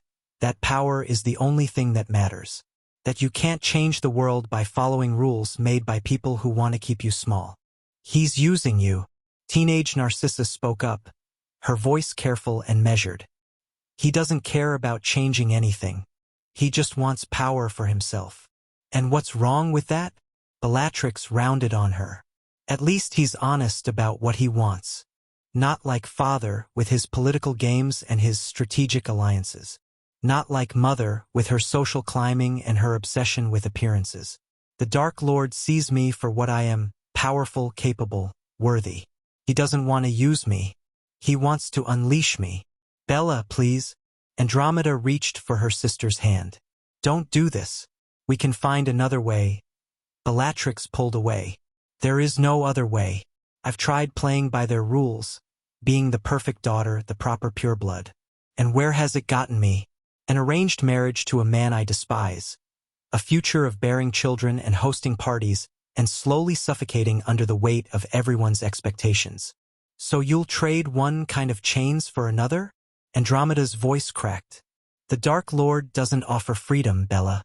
He offers a different kind of prison. Then at least it'll be a prison I chose." Bellatrix turned away. I'm done letting other people decide my fate. If I'm going to burn, I'm going to burn on my own terms. She walked away. The memory faded to white. Harry found himself in a different memory now. A church. Small, simple, filled with flowers and sunlight. Andromeda stood at the altar in a white dress, holding hands with a man Harry didn't recognize. Young, handsome, with kind eyes and a nervous smile. Ted Tonks, Harry realized. Her husband. But the church wasn't full of well-wishers. It was empty except for the couple and an elderly wizard who seemed to be officiating. "Where's your family?" Ted asked, looking around at the empty pews. "They're not coming." Andromeda's voice was steady, but Harry could see the tears she was fighting. "I told them about us, about the wedding. My father said if I married a Muggleborn, I'd be dead to them. Andy, it doesn't matter." Andromeda squeezed his hands. "They made their choice.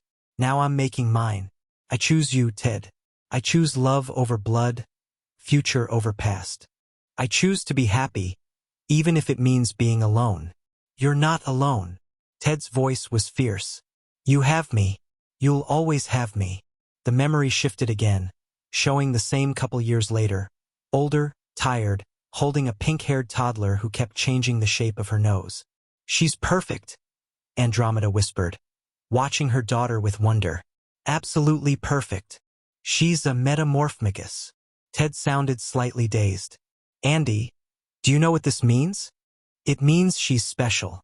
It means she'll have a harder time than most, learning to control her gift. It means—" Andromeda trailed off, her expression clouding. "It means my family will want her. The black blood is strong in her. If they find out, they won't find out. We'll protect her. Together." Ted put his arm around his wife. "We've made it this far, haven't we? We can handle whatever comes next." Andromeda leaned into him, and for a moment, she looked almost at peace. Then the memory changed again, and the peace shattered. A courtroom. Rows of witches and wizards in formal robes, watching as Bellatrix stood in chains before a raised dais. Harry recognized this. The Longbottom trial. The event that had sent Bellatrix to Azkaban. But the memory didn't show the trial itself. Instead, it showed the moments before. Bellatrix being led into the courtroom, her face bruised and bloody, her robes torn, her wild eyes scanning the crowd. They landed on Narcissa, sitting in the gallery with Lucius at her side. Something passed between the sisters. A look that held years of history, years of love and anger and disappointment and grief. "Sissy," Bellatrix breathed. The single word held everything she couldn't say. Narcissa's face was a mask, perfect and unreadable. But Harry saw her hand clench in her lap, saw the way her throat worked as she swallowed. She wanted to help. She wanted to stand up and defend her sister, to tell the court that Bellatrix wasn't entirely responsible, that she'd been manipulated and damaged and pushed to breaking long before the Dark Lord ever found her. But Lucius's hand was on her arm, his grip tight enough to bruise. "Don't," he murmured, low enough that only Narcissa could hear. "She's already lost. Don't destroy yourself trying to save her." Narcissa stayed silent. Bellatrix saw. Her expression flickered, betrayal, resignation, something that might have been understanding. Then the Aurors dragged her away, and Narcissa sat frozen in her seat, and the memory dissolved into white. Harry opened his eyes and found himself back in the garden of Grimmauld Place. The three sisters stood around him, each lost in whatever memories the magic had forced them to relive. Tears streamed down Andromeda's face. Narcissa was trembling. Bellatrix had her eyes closed. Her jaw clenched so tight Harry could see the muscles standing out. "The trial shows us who we were," Harry said slowly, piecing together what he'd witnessed.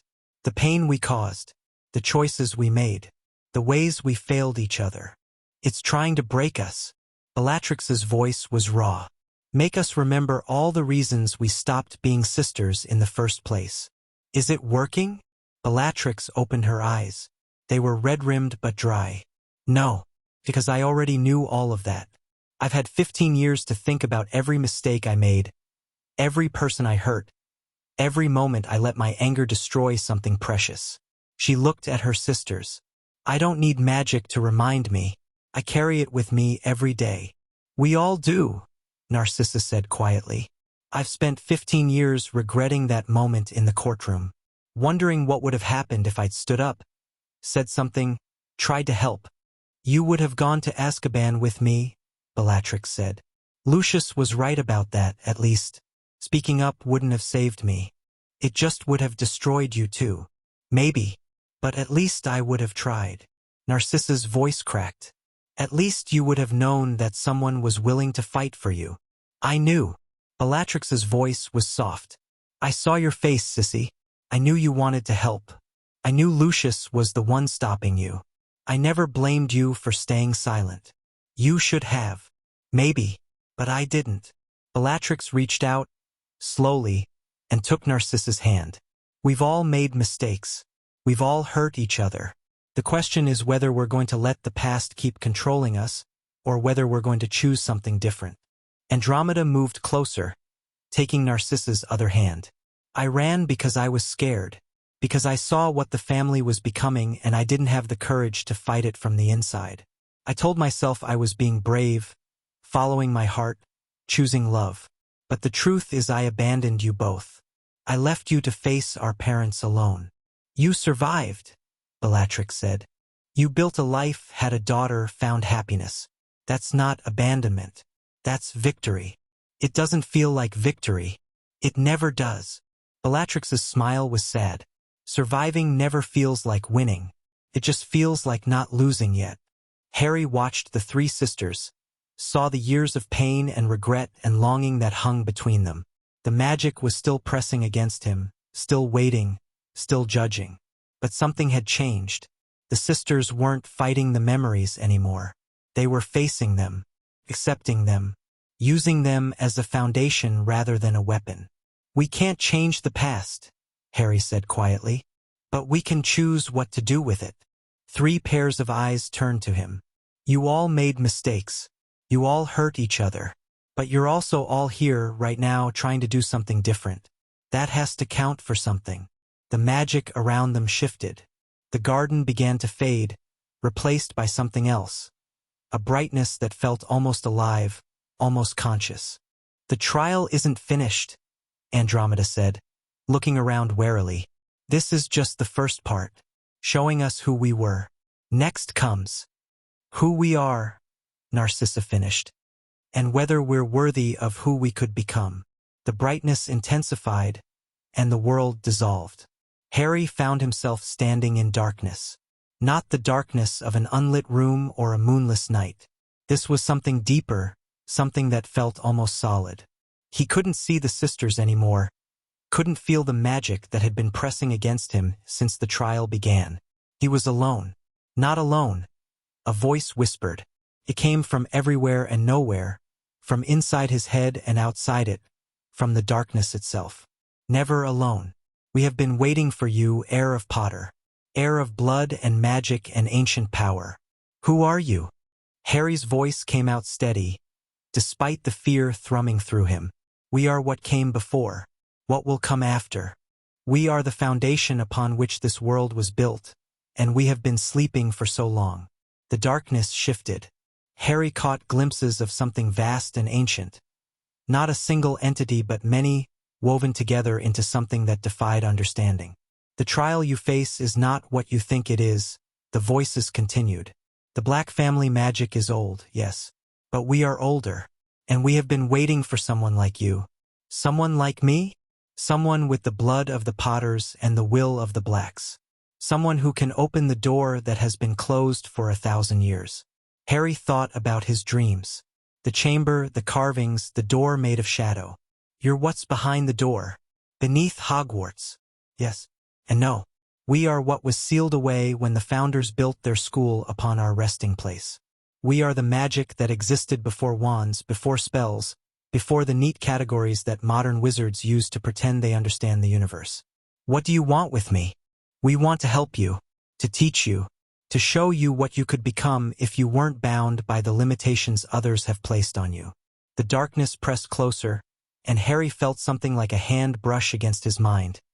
Not invasive, not controlling, just curious. Your potential is vast, the voices said, greater than any wizard born in centuries. But potential means nothing without guidance, without power, without the will to seize what you deserve. And you can give me those things? We can show you where to find them. We can open doors that others have kept locked. We can teach you the old ways, the true ways, the magic that existed before it was diluted and diminished by those who feared its power. It was tempting. Harry couldn't deny that. The promise of power, of knowledge, of finally being able to protect himself and the people he cared about without having to depend on others. But something felt wrong. What do you get out of it? Harry asked. You've been waiting for centuries. You don't do that without wanting something in return. The darkness seemed to laugh. Clever child. Yes, we want something. We want to be free, to walk the world again, to reshape it according to our will. And we need an heir to do that. Someone with the power to break the seals that bind us, to open the doors that have been locked. And if I don't want to help you, then you will face what comes alone. The manipulators who seek to control you, the enemies who seek to destroy you, the future that is rushing toward you like a wave you cannot stop. The darkness shifted again, and Harry saw images. Dumbledore in his tower, planning and scheming. A shade in Albania, regaining strength. A boy with a pointed face and cold eyes who might have been his brother in another life. You are at the center of a war that has been building for decades, the voices said. A war between those who wish to preserve the old order and those who wish to tear it down. Neither side cares about you, Harry Potter. You are a tool to them, a weapon, a piece on a board. Only we see you for what you truly are. And what am I? Potential, power, possibility. You are the heir the world has been waiting for, even if it doesn't know it yet. Harry was quiet for a long moment, thinking. The offer was real. He could feel that much. These ancient things, whatever they were, genuinely believed they could help him. And they were probably right that he would need help to face what was coming. But, I don't trust you, Harry said finally. I don't know what you are, or what you really want, or what will happen if I accept your help. And I've learned not to trust things I don't understand. Even when the alternative is facing your enemies alone. I'm not alone. Harry thought about the three sisters, about their pain and their love, and their fierce determination to protect him. I have family now. Maybe not the family I was born into, but the family I'm choosing. And that's enough. The darkness was silent for a long moment. Very well, the voices said finally. We will wait. We have waited 1,000 years. We can wait a little longer. But know this, Harry Potter, the door is open now. Cannot be closed again. And sooner or later you will have to face what lies behind it. The darkness began to recede. When you are ready, the voices whispered as they faded. We will be here. We will always be here. And then Harry was falling through light and shadow and magic, falling back toward the trial and the sisters and the judgment that awaited him. Harry slammed back into awareness to find chaos. The ritual chamber was burning. Not with natural fire. This was something darker, something that writhed and screamed and seemed to have a will of its own. The golden bowl on the altar had shattered.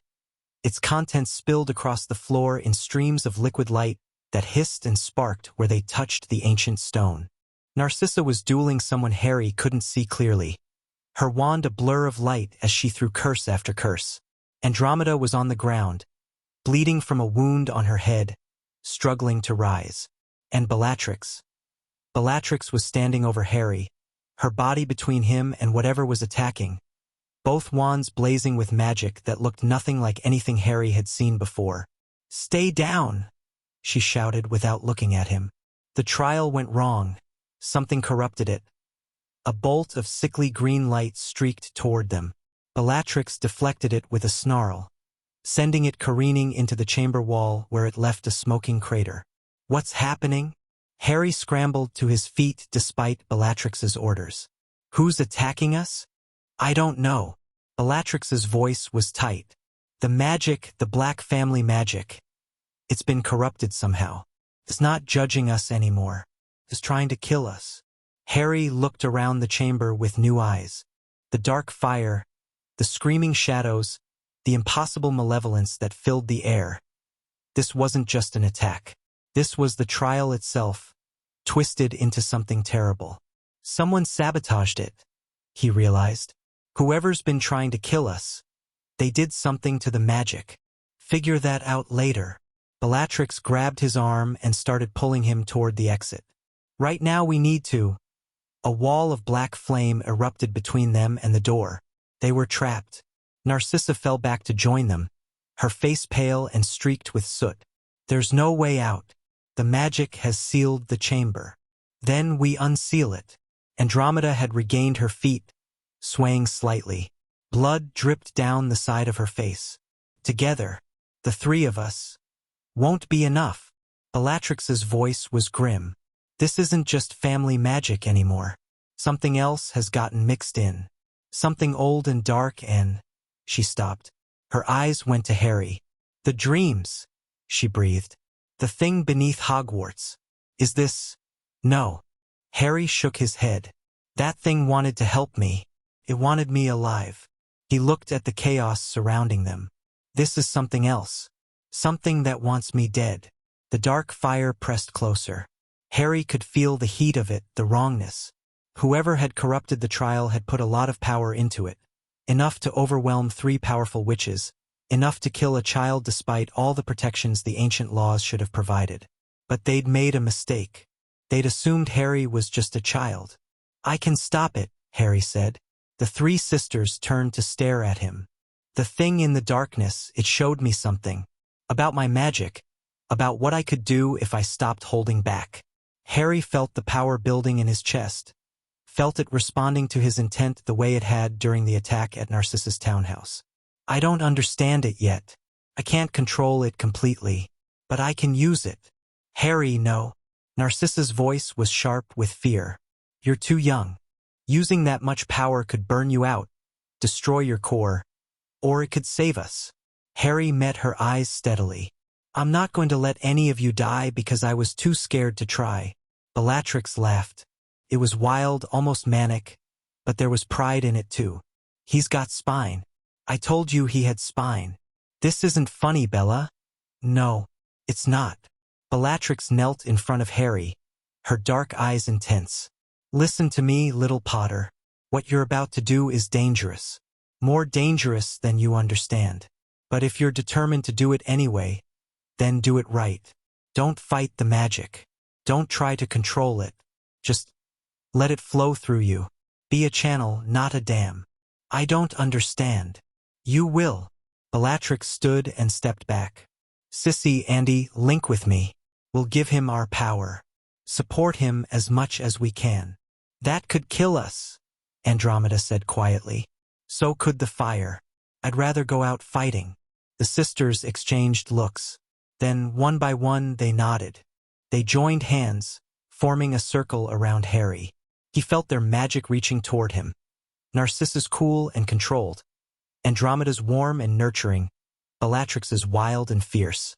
3 different flavors of power, 3 different kinds of strength, all offering themselves to him.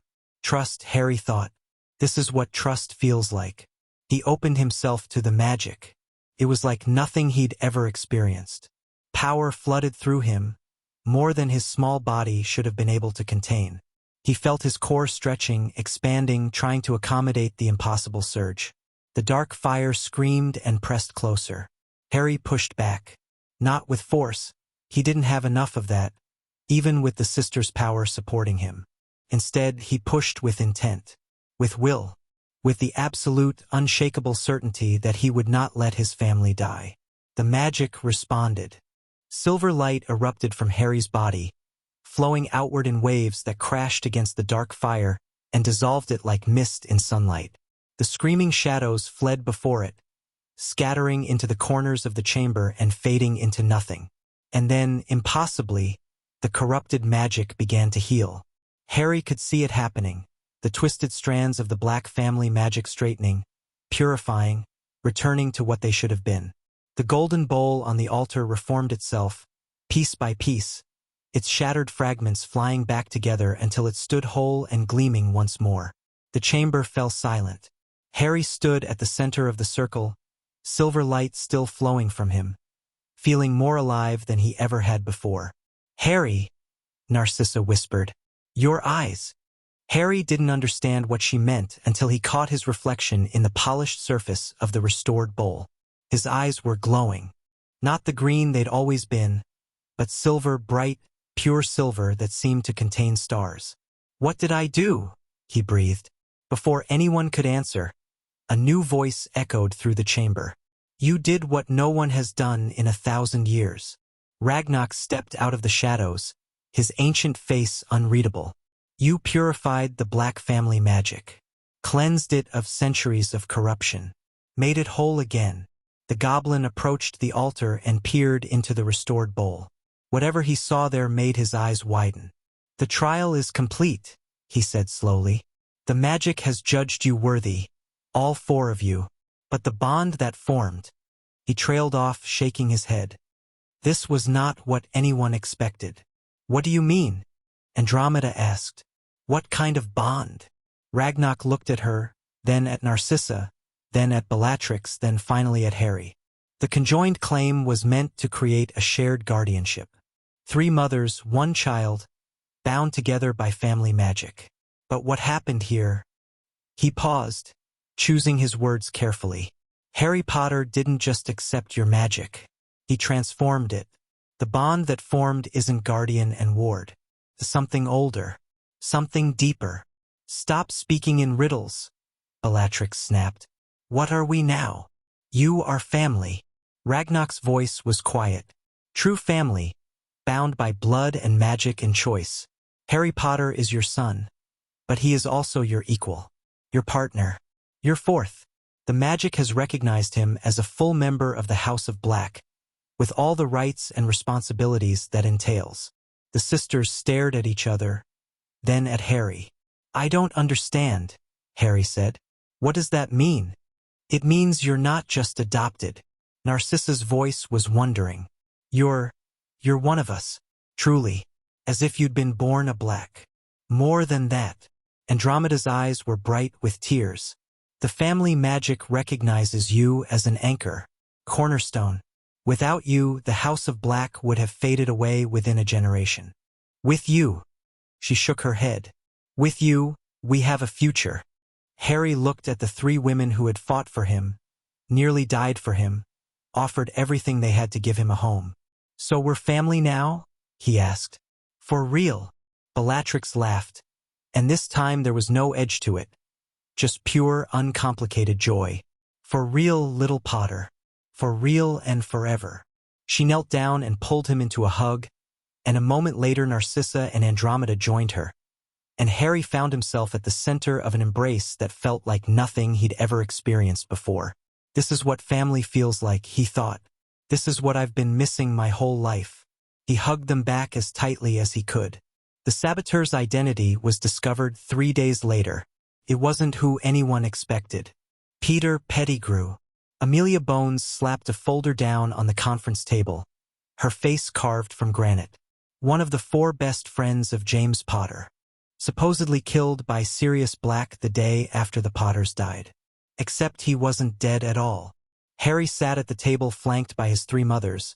He was still getting used to thinking of them that way, but it felt right. Listening to the director of magical law enforcement explain how his parents' betrayer had been manipulating events from the shadows. Pettigrew was the Potters' secret keeper, not Sirius Black, Bones continued. He sold them to you-know-who, faked his own death to escape justice, and has been hiding in his animagus form ever since. A rat. How fitting, Bellatrix muttered. We found evidence in his hiding place. Plans, correspondence, records of payments to the assassins who attacked Harry and Narcissa. He's been trying to kill Harry since the day the trials began. Why? Narcissa asked. What does he gain from Harry's death? We don't know yet. He's not talking. Bones's jaw tightened. But we did find something else. Letters. To someone he refers to as the Master. We believe Pettigrew has been in contact with the remnants of you-know-who. The temperature in the room seemed to drop several degrees. Voldemort, Harry said quietly. Everyone flinched at the name. He's coming back, isn't he? Bones hesitated, then nodded. We've had reports for years. Sightings in Eastern Europe, dark magic surges, signs that something is trying to regain physical form. We didn't want to believe it, but... She sighed. Yes, we believe you know who is attempting to return. And it appears he still considers Harry Potter his primary target. Then we prepare. Andromeda's voice was steel. We train Harry, protect him, make sure he's ready for whatever comes. We'll need more than that. Bellatrix stood, pacing the room with the restless energy Harry had come to recognize. Voldemort has followers still loyal to him. Resources, hideouts, connections. If he returns, he won't come alone. We've already begun reactivating old networks, Bones assured her. The Auror department is on alert. The Unspeakables are investigating. We're doing everything we can. It won't be enough. Harry spoke quietly, but something in his voice made everyone turn to look at him. He's been planning this for years. Longer, maybe. Whatever you're preparing, he's already thought of it. Already found ways around it. Then what do you suggest? Bones asked. Harry thought about the darkness beneath Hogwarts. The ancient things that had offered him power and knowledge and secrets lost for 1,000 years. He'd refused them once. But that was before he understood what was coming. Before he knew how many people would die if Voldemort returned. I need to learn, he said slowly. Everything I can. Magic that people have forgotten, power that's been buried. I need to be ready. His mothers exchanged worried looks. Harry, Narcissa said carefully. What we saw during the trial, the power you accessed, it was dangerous. Using it carelessly could. I know. Harry met her eyes. I'm not talking about being careless. I'm talking about being prepared. About not waiting for Voldemort to make the first move. You're 5 years old, Andromeda pointed out gently. You have time. Do I? Harry's voice was flat. The prophecy says one of us has to kill the other. Neither can live while the other survives. That's not going away just because I'm young. And Voldemort isn't going to wait until I'm old enough to defend myself. The room was silent. He's right, Bellatrix said finally. Everyone turned to look at her. I know. Believe me, I know how insane that sounds coming from me. But the little Potter is right. We can't protect him forever. Sooner or later, he's going to have to face this. And the more prepared he is, the better his chances. So what do we do? Narcissa asked. Harry thought about the question. About his family, his power, the future that was rushing toward him like a wave he couldn't stop. We train, he said. We prepare. We build something strong enough to survive whatever's coming. He looked at each of his mothers in turn. And when Voldemort finally shows his face, we make him regret ever coming back. The Wizarding World learned of the trial's outcome 3 days later, when the Daily Prophet ran a front-page story announcing that Harry Potter, the boy who lived, had been blood-adopted by the 3 Black sisters in an unprecedented conjoined claim. The reactions were mixed, to say the least. Some people celebrated. The Black family had been dying for generations, its members scattered and disgraced and imprisoned. Now it was reborn, united under the banner of a child who represented hope and new beginnings. Others were horrified. Bellatrix Black was a convicted Death Eater, they pointed out. How could the Ministry allow her to raise the boy who lived? It was a scandal, a travesty, a corruption of everything the light stood for. Dumbledore said nothing publicly. But those who knew him noticed the tightness around his eyes, the way his hands clenched when the topic came up. Harry noticed too. He was watching everything now, paying attention to the small details that revealed people's true feelings. Andromeda was teaching him to read expressions, Narcissa was teaching him to interpret body language, and Bellatrix was teaching him to trust his instincts about who was dangerous. Dumbledore doesn't like this, Harry observed one evening, sitting with his family in the drawing room of Grimmauld Place, the real Grimmauld Place which they'd claimed and cleansed and made their home. He thought he'd be able to control me. Now he can't. He'll try other approaches, Narcissa warned. Dumbledore is nothing if not persistent.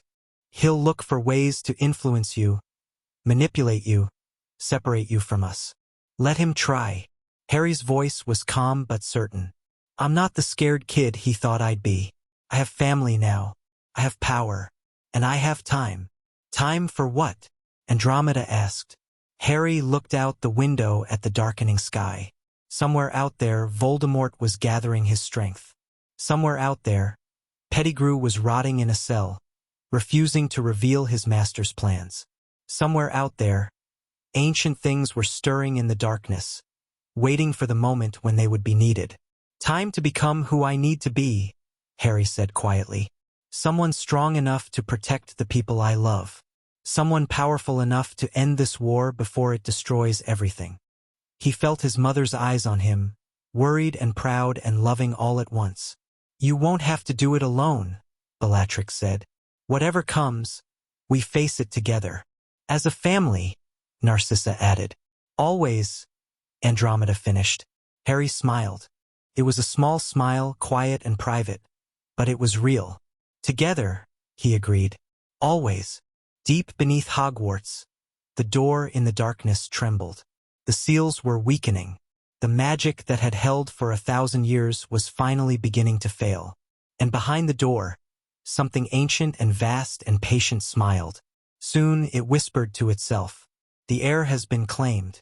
The family is united. The pieces are moving into place. Soon the door will open. And then, everything changes. The darkness settled into silence. But it was the silence of anticipation, not peace. The silence before the storm. Chapter 5. Family. 6 months after the trial of blood, Harry Potter turned 6 years old. The birthday party was held in the gardens of Grimmauld Place, which had been transformed from the dead wasteland of Harry's vision into something alive and beautiful. Andromeda had spent months coaxing the plants back to health, and now roses bloomed in impossible colors. Hedges grew in elegant spirals, and the fountain at the center sparkled with water that changed color depending on who was looking at it. Harry sat at a table loaded with more food than he could eat in a week, surrounded by people who actually wanted to be there. Tonks had come, her hair cycling through every color of the rainbow in celebration. Ted Tonks was there too, quiet and kind, helping Andromeda arrange the cake. Even Draco had been allowed to attend. Narcissa had won full custody 3 months ago, and the boy was slowly learning that the world didn't have to be cold and cruel. Make a wish, Narcissa said, setting the cake in front of Harry. 6 candles flickered with magical flames that wouldn't go out until he blew on them. Harry looked at the faces surrounding him.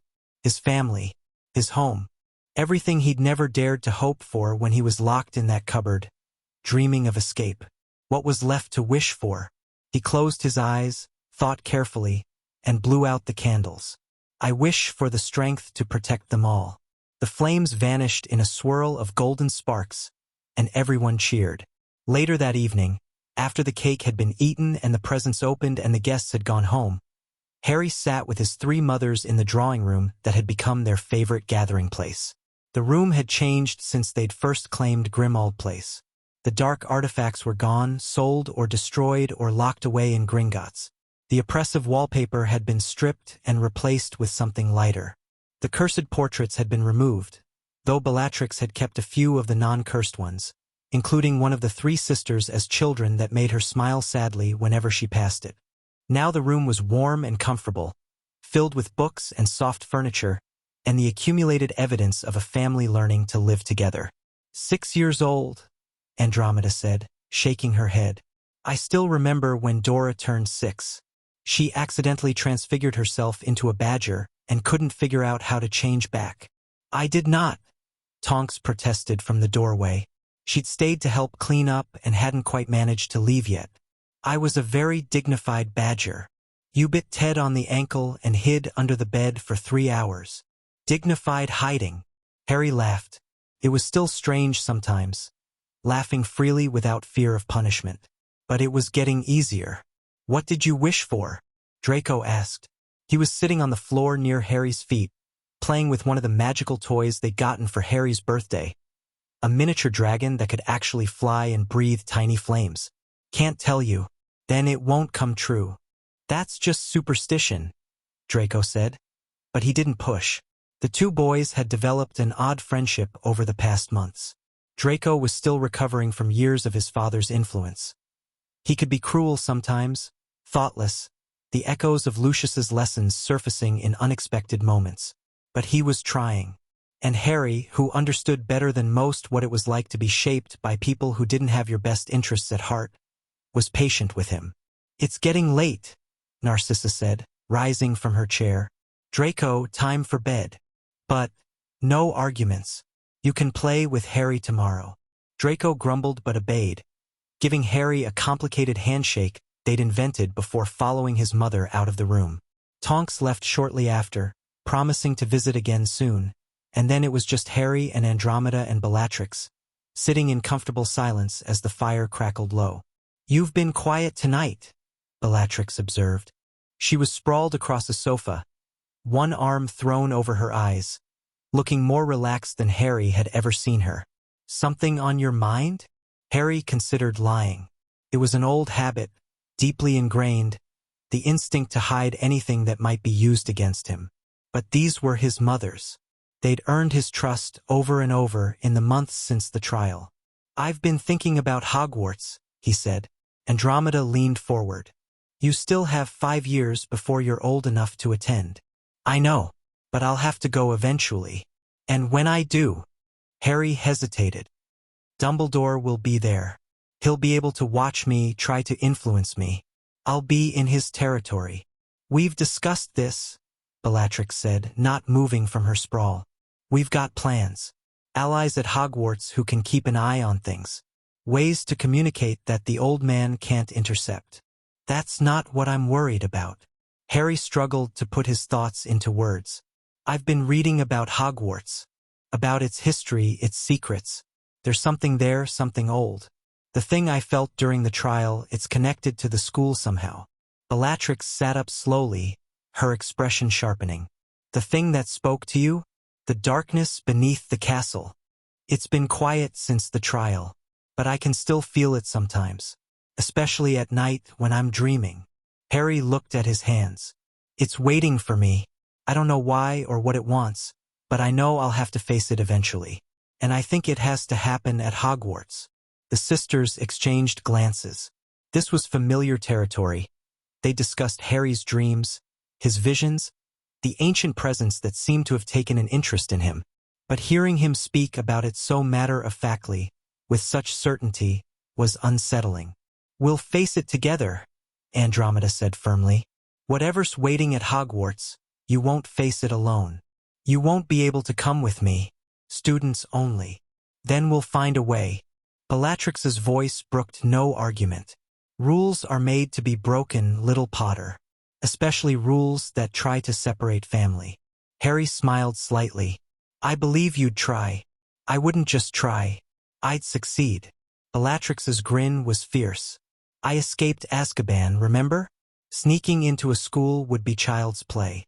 "Let's not plan any break-ins just yet," Andromeda interjected dryly. "Harry, we have 5 years. A lot can happen in 5 years. We'll train you, prepare you, make sure you're ready for whatever Hogwarts throws at you. And if there's something ancient and dangerous waiting for you there—" She paused, choosing her words carefully. "We'll find out what it is and what it wants. Knowledge is power. The more we know, the better prepared we'll be." Harry nodded slowly. It wasn't a solution, not really. But it was a plan, a direction, something to work toward. That would have to be enough for now. The next morning, Harry woke to find Bellatrix waiting outside his door. "Training," she said simply. "Get dressed." Harry was used to this by now. Every morning, Bellatrix put him through his paces. Physical exercises to build strength and endurance, magical exercises to expand his control, combat drills to teach him how to move and react and survive. It was grueling. It was exhausting. Harry loved every minute of it. Today's session was held in the basement of Grimmauld Place, which had been converted into a training room complete with dueling circles, target dummies, and an obstacle course that reconfigured itself randomly to keep Harry on his toes. "Focus," Bellatrix commanded, circling him as he stood in the center of the room with his eyes closed. "Feel your magic. Find the core of it. Harry reached inward, past the surface thoughts and distractions, until he felt the familiar warmth in his chest. His magic was always there, always waiting, a pool of power that grew deeper every day. Now extend it, push it outward but slowly, control the flow. Silver light began to shimmer around Harry's hands. He'd learned to summon it reliably over the past months, though controlling what it did once summoned was still a challenge. Good.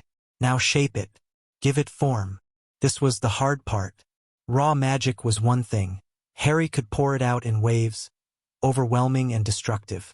But shaping it, turning it into something specific and useful, required a kind of precision he was still developing.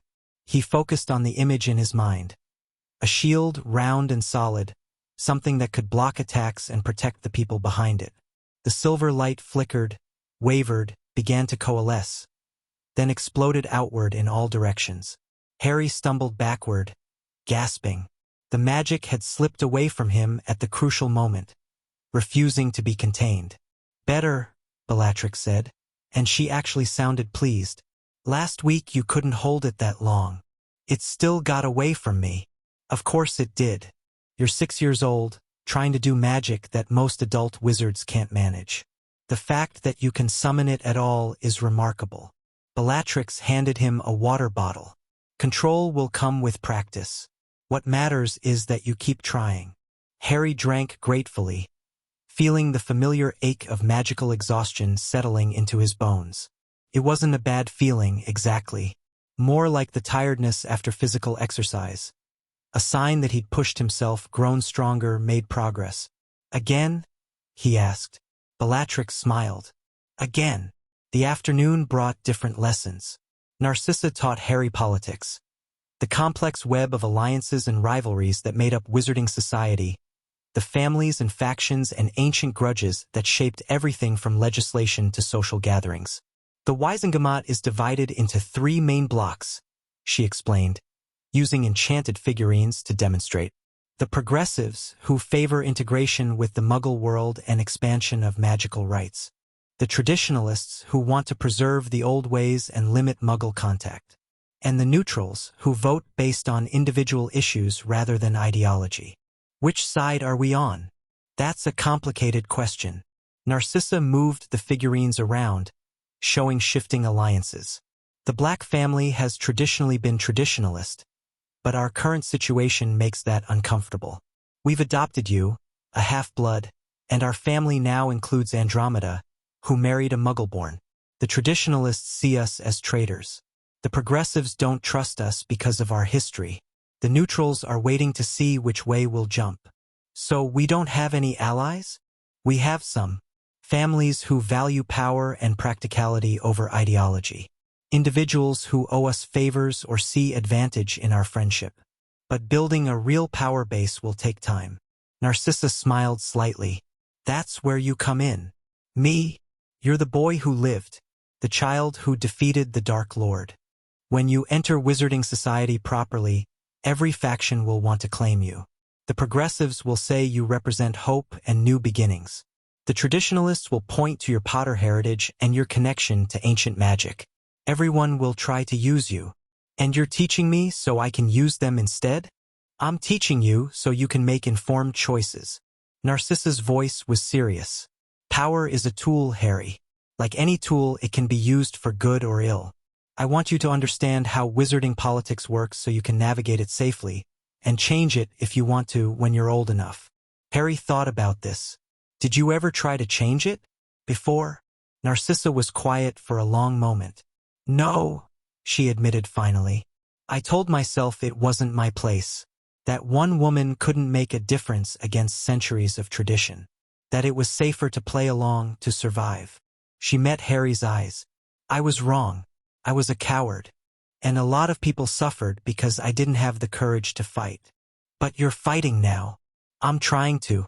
It's not easy, unlearning a lifetime of submission. But having you, having this family, has given me something worth fighting for. Narcissa smiled, and there was genuine warmth in it. You've changed us, Harry. All 3 of us. You've given us a reason to be better than we were. Harry didn't know what to say to that. So he just nodded and turned back to the figurines, trying to memorize the complex dance of wizarding politics.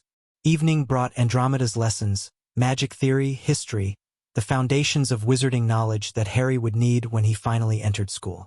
But tonight, instead of opening books, Andromeda led Harry into the garden and sat with him on a bench near the fountain. "I want to talk about something," she said. "Something we haven't really discussed before." Harry waited. "Your mother, Lily Potter." Harry went very still. He'd learned bits and pieces about his parents over the past months. James Potter's pranks at Hogwarts, Lily Evans's brilliance at Charms, their whirlwind romance and tragic end. But his mother's rarely brought them up unprompted, and Harry had been reluctant to ask. "I knew her," Andromeda continued quietly. "Not well, but we crossed paths a few times. She was remarkable, Harry. One of the most talented witches of her generation. And she loved you so much. Everyone says that she loved me." Harry's voice was flat. "But I don't remember her. I don't remember anything before the Dursleys."